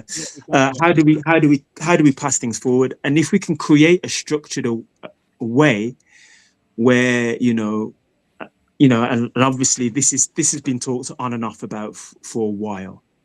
Then that would be fantastic. You know, how do we as teachers come together and say, right, okay, how do we systemize some of this stuff? How do we create structure for some of this stuff? That I am doing stuff here in the Midlands. I'm just one person on my own. But how do we collectively do that? So that top dancer, whoever you're talking about, can go, right, you know what? I'm up north. How do I progress my dance if I want to become a teacher? Oh, okay. These are the, I don't know, certified, however you want to call it. These are the go-to people in the north, the south, the east, the west, in this thing. And then move forward. Because at the moment, it's just like, okay, do what you want, how you want. Yeah, that feels good. Let me teach it now. Rather than it being like going to Andrea down in London because, you know, she's from the culture. She's from, you know, she's been teaching for a while.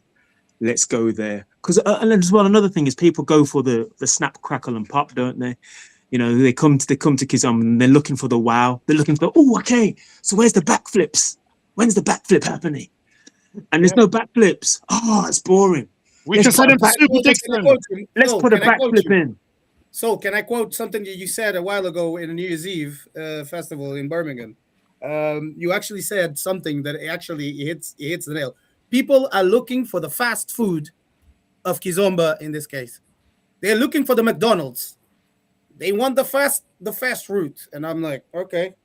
Yeah. But is this the slow route? So, I mean, I'm looking at it. Is it circumstance? Because number one, going back 12, 13 years, some of us started. They had a generation before that got the full effect from those that came over and stuff. We wanted to dance. We wanted to learn to dance properly. It was very important.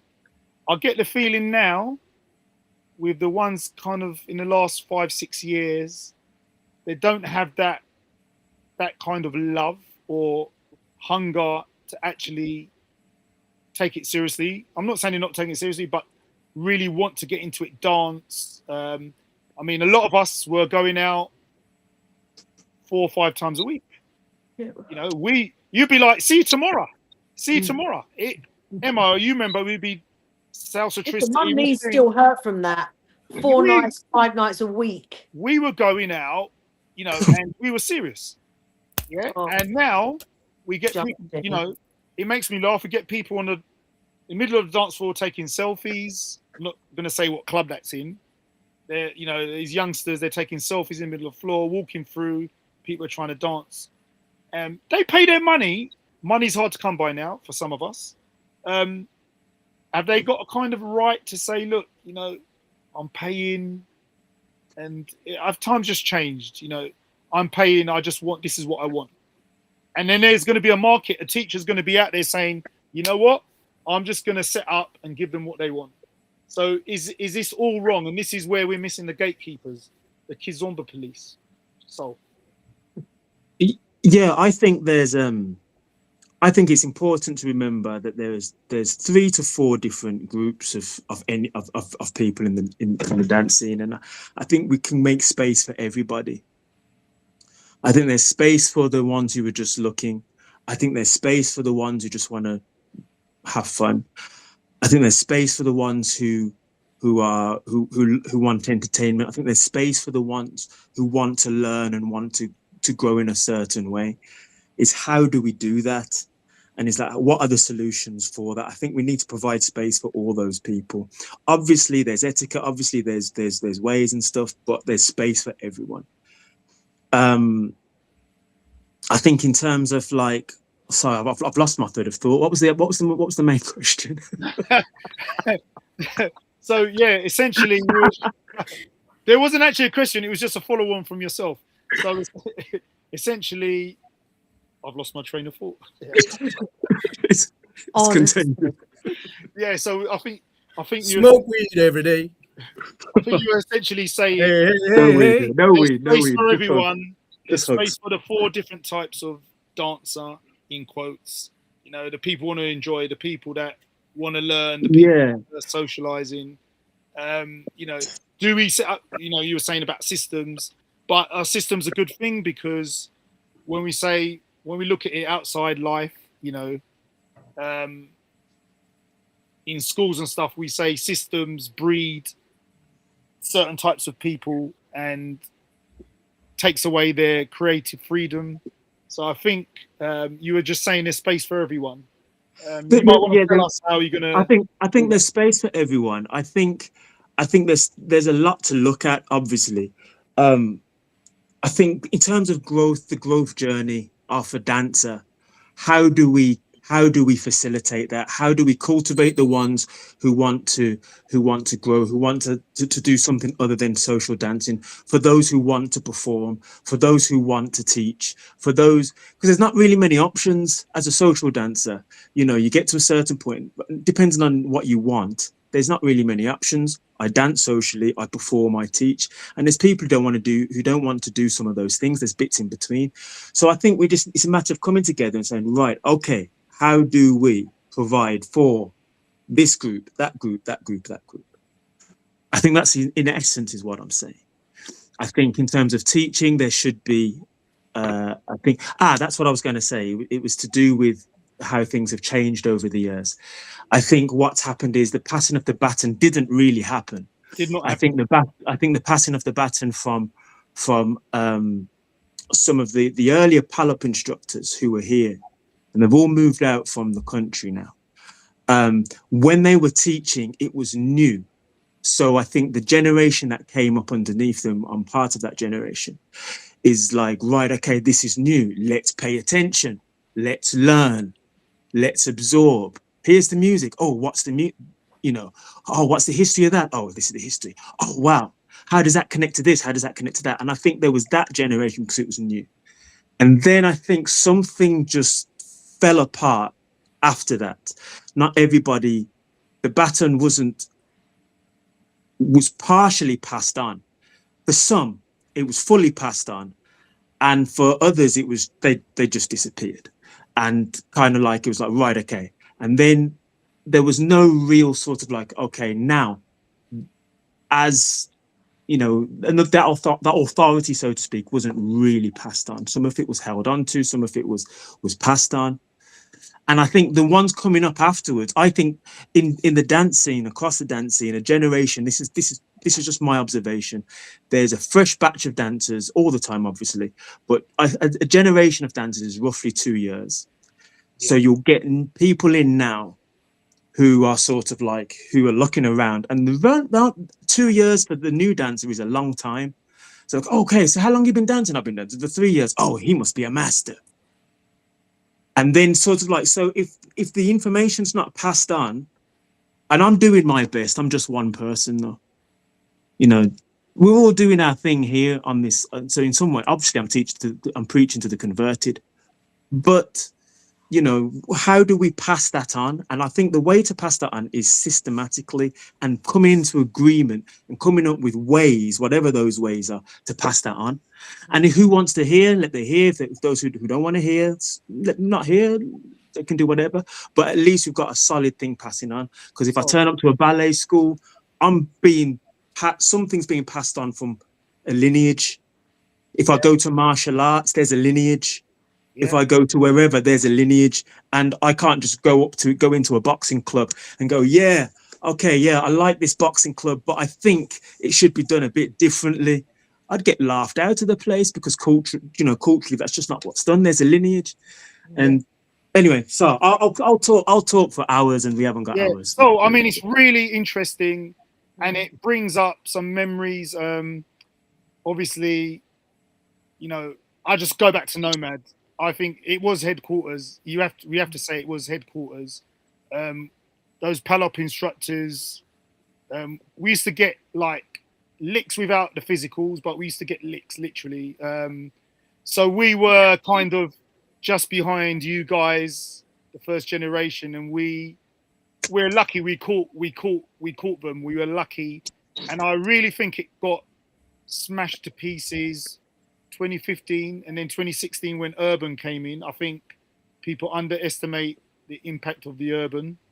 I'm sorry to say urban guys if you're listening. I don't know. I think that's when the baton got dropped, really got dropped, and it harmed everyone since then. Yeah, I don't know. Systematically, we know we have to come into agreement, maybe get some of the PALOP teachers to have an association, but then who is the judge? Who's going to judge the judge? This is the problem. Who's right? No, someone makes a wrong decision, it could affect the community for years. So, I mean, it's a systematically. If you made an association and there's something put in place, but then people would moan about that, who are they to do it?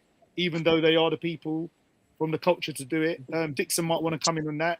Would that work, Dixon? You know, the Costas, you know, these people, some of them are still around saying, look, let's put this in place. Let's have an agreement with the Andreas, with the Souls, people in Newcastle, people in Manchester. Let's get together and put something in place.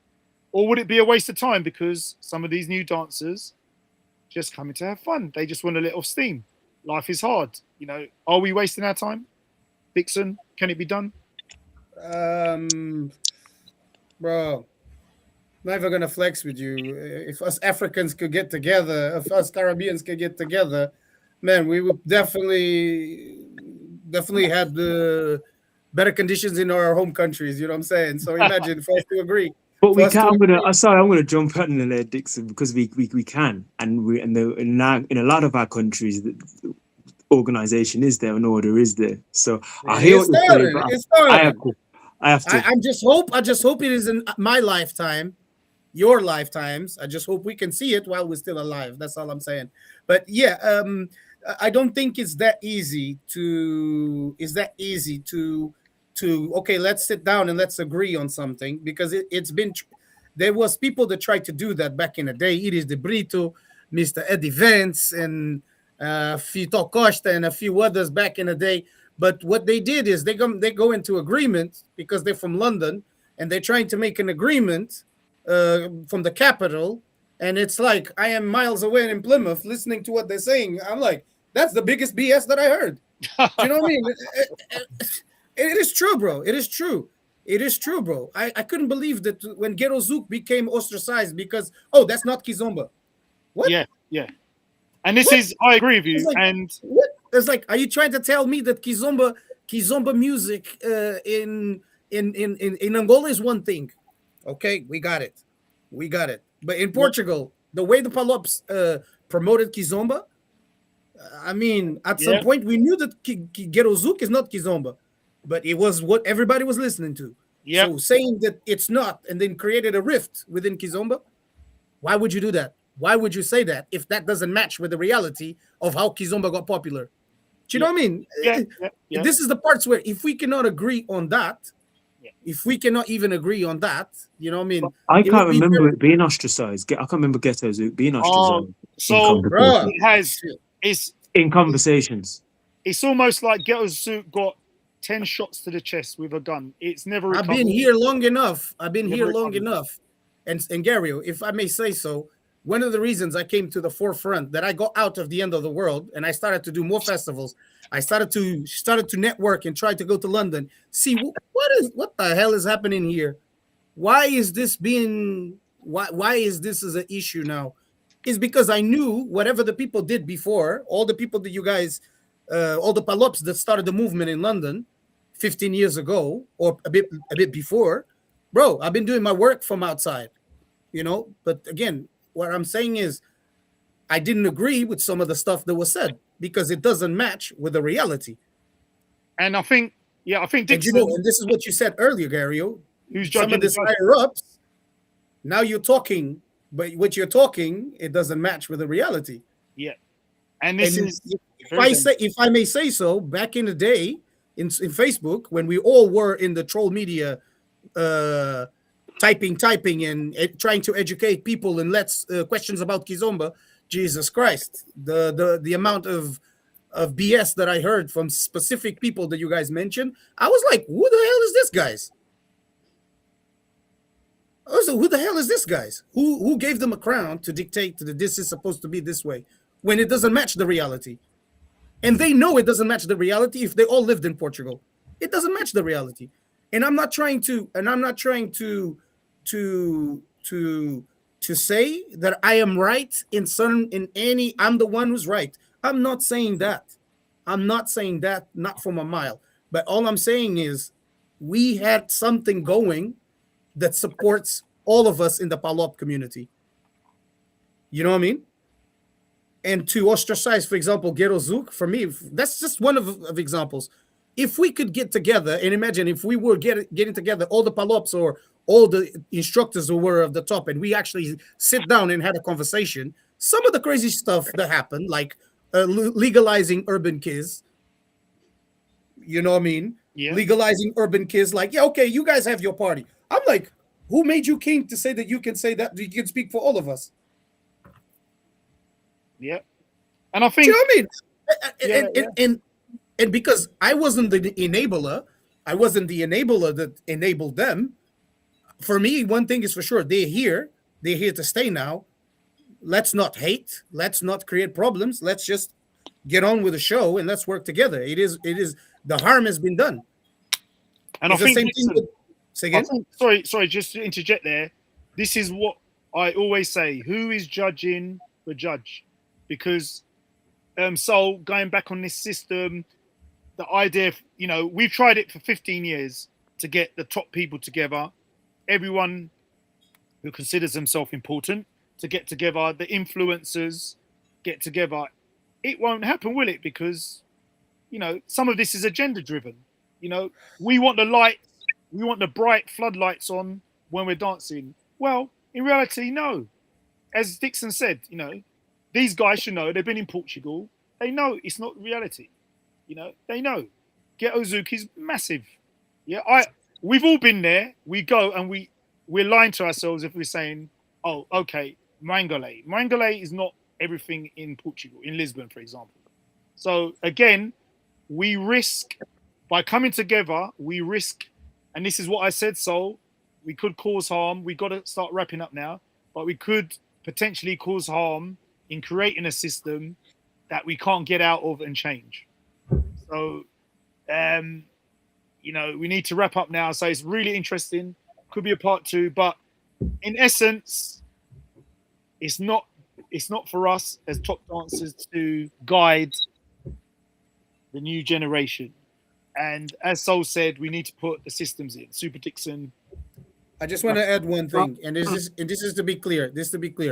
One of the things that I personally still do, and it's not, again, if someone is at the festival, it's at the flyer, whatever, and I know that person wasn't a teacher 2 years ago. I pretty much, the thing is, for some of us that have been long enough in the scene, we remember when these people first turned up into a beginner's class. So obviously, okay, you did your homework, whatever. Okay, now you're a teacher. I don't have anything that I'm going to say. If someone invited you to a festival, which is supposed to be the pinnacle of you have achieved your A level, A level. Yeah. I only say, well, congratulations. Well done, mate. Yeah. I say you got here. Like, good luck keeping up. Some of these people ask for advice. I'll give them advice. Some of these people ask a bit more. Oh, how do I do? I never taught this. Do you know what I mean? So I try to give them a bit of a, positive pushing for them to keep going, because I don't need that competition mindset. Do you know what I mean? And I even had urban kids instructors saying, oh, I'm going to teach here for the first time. I never did a class here. It was just last minute. And I don't have any hate. So I was like, look, just keep your mind on this. Festivals are a bit different in this case. I give them a few pointers to make sure that they succeed. Do you know what I mean? And I think that's the best thing that we can do for this younger new generation that is obviously coming through, but I'm not going to babysit them. I'm not going to, because in the end of the day, we are competitors. And that's the problem in a certain way, is that we are all competitors. But for me, the most important thing, for example, when I sit down with Sol, and we had those tables, conversations around the table, where me and Sol and other instructors, we've been in the same table and we were discussing about things and talking about things and how to go forward. we kind of try to find a middle ground so that we all agree in a certain capacity. But then comes along a newbie that he wants to do things their way, and I'm like, well, I'm no police. I do not own the culture. You know what I mean? At some point, the hard part here is that not everybody, not nobody holds the culture, unfortunately. But I do believe that you need to pay respect for the culture, and that's one of the biggest problems. In another conversation for another day, baby. But yeah, I do my best to try to coach, and I know that Soul also does. I know Andrea, with some, she also does. With some, she prefers to not to say nothing because she knows she's gonna like. But some of us, Gario, we don't try to put nobody down. You know what I mean? Because we know how it's like to be put down when we're trying to push. Yeah. But one thing I will say, out of the bat, if you are doing it for the culture, if you're doing for the community, for the dance community, do you know what I mean? And you did your homework, nobody can stop you, bro. Okay. Well, thank you very much. Yeah, that's it. And if you put yourself above those that come from the culture, shy. Well, we have to wrap it up. It's been real good to have Dixon join us late. Soul, David, Dance with Soul joining us. Gabby, as always, it's been a pleasure. Emma, thank you very much. To our adoring fans, Andrina Greenhill, she's made a few comments. Sorry, we've been totally wrapped up in what we're doing. And if you're in the Birmingham area, please go and dance with Soul. Okay, guys, Yes. It's time to say goodnight. Thank you very much for joining us. And we'll be back next time with a controversial subject. And we will let you know via social media what that's going to be. So you're going to be looking forward to that one. Thank you again, Andrea. Thank you for the invitation. Thank you, everybody. Soul, we'll be seeing Soul as a panelist again very soon. Thank you, Emma. Always a pleasure to have you on. I'm going to join Soul's lessons. I want to join your class, definitely. Okay. So That road trip to Birmingham then, Emma. All the way. I travel well. So you just nicked one of Andrea's clients. Well done. Oh, no, there's no nick in here. There's no nick in here. My clients. Super Dixon, interesting as always. Thanks for that nugget of information. And we will be back, hopefully, in 2 weeks with another Let's Talk Kizomba. Thank you very much, Andrea. See us out with a lovely, lovely, lovely song. Thank you. I will do. Good night, everyone. Good night.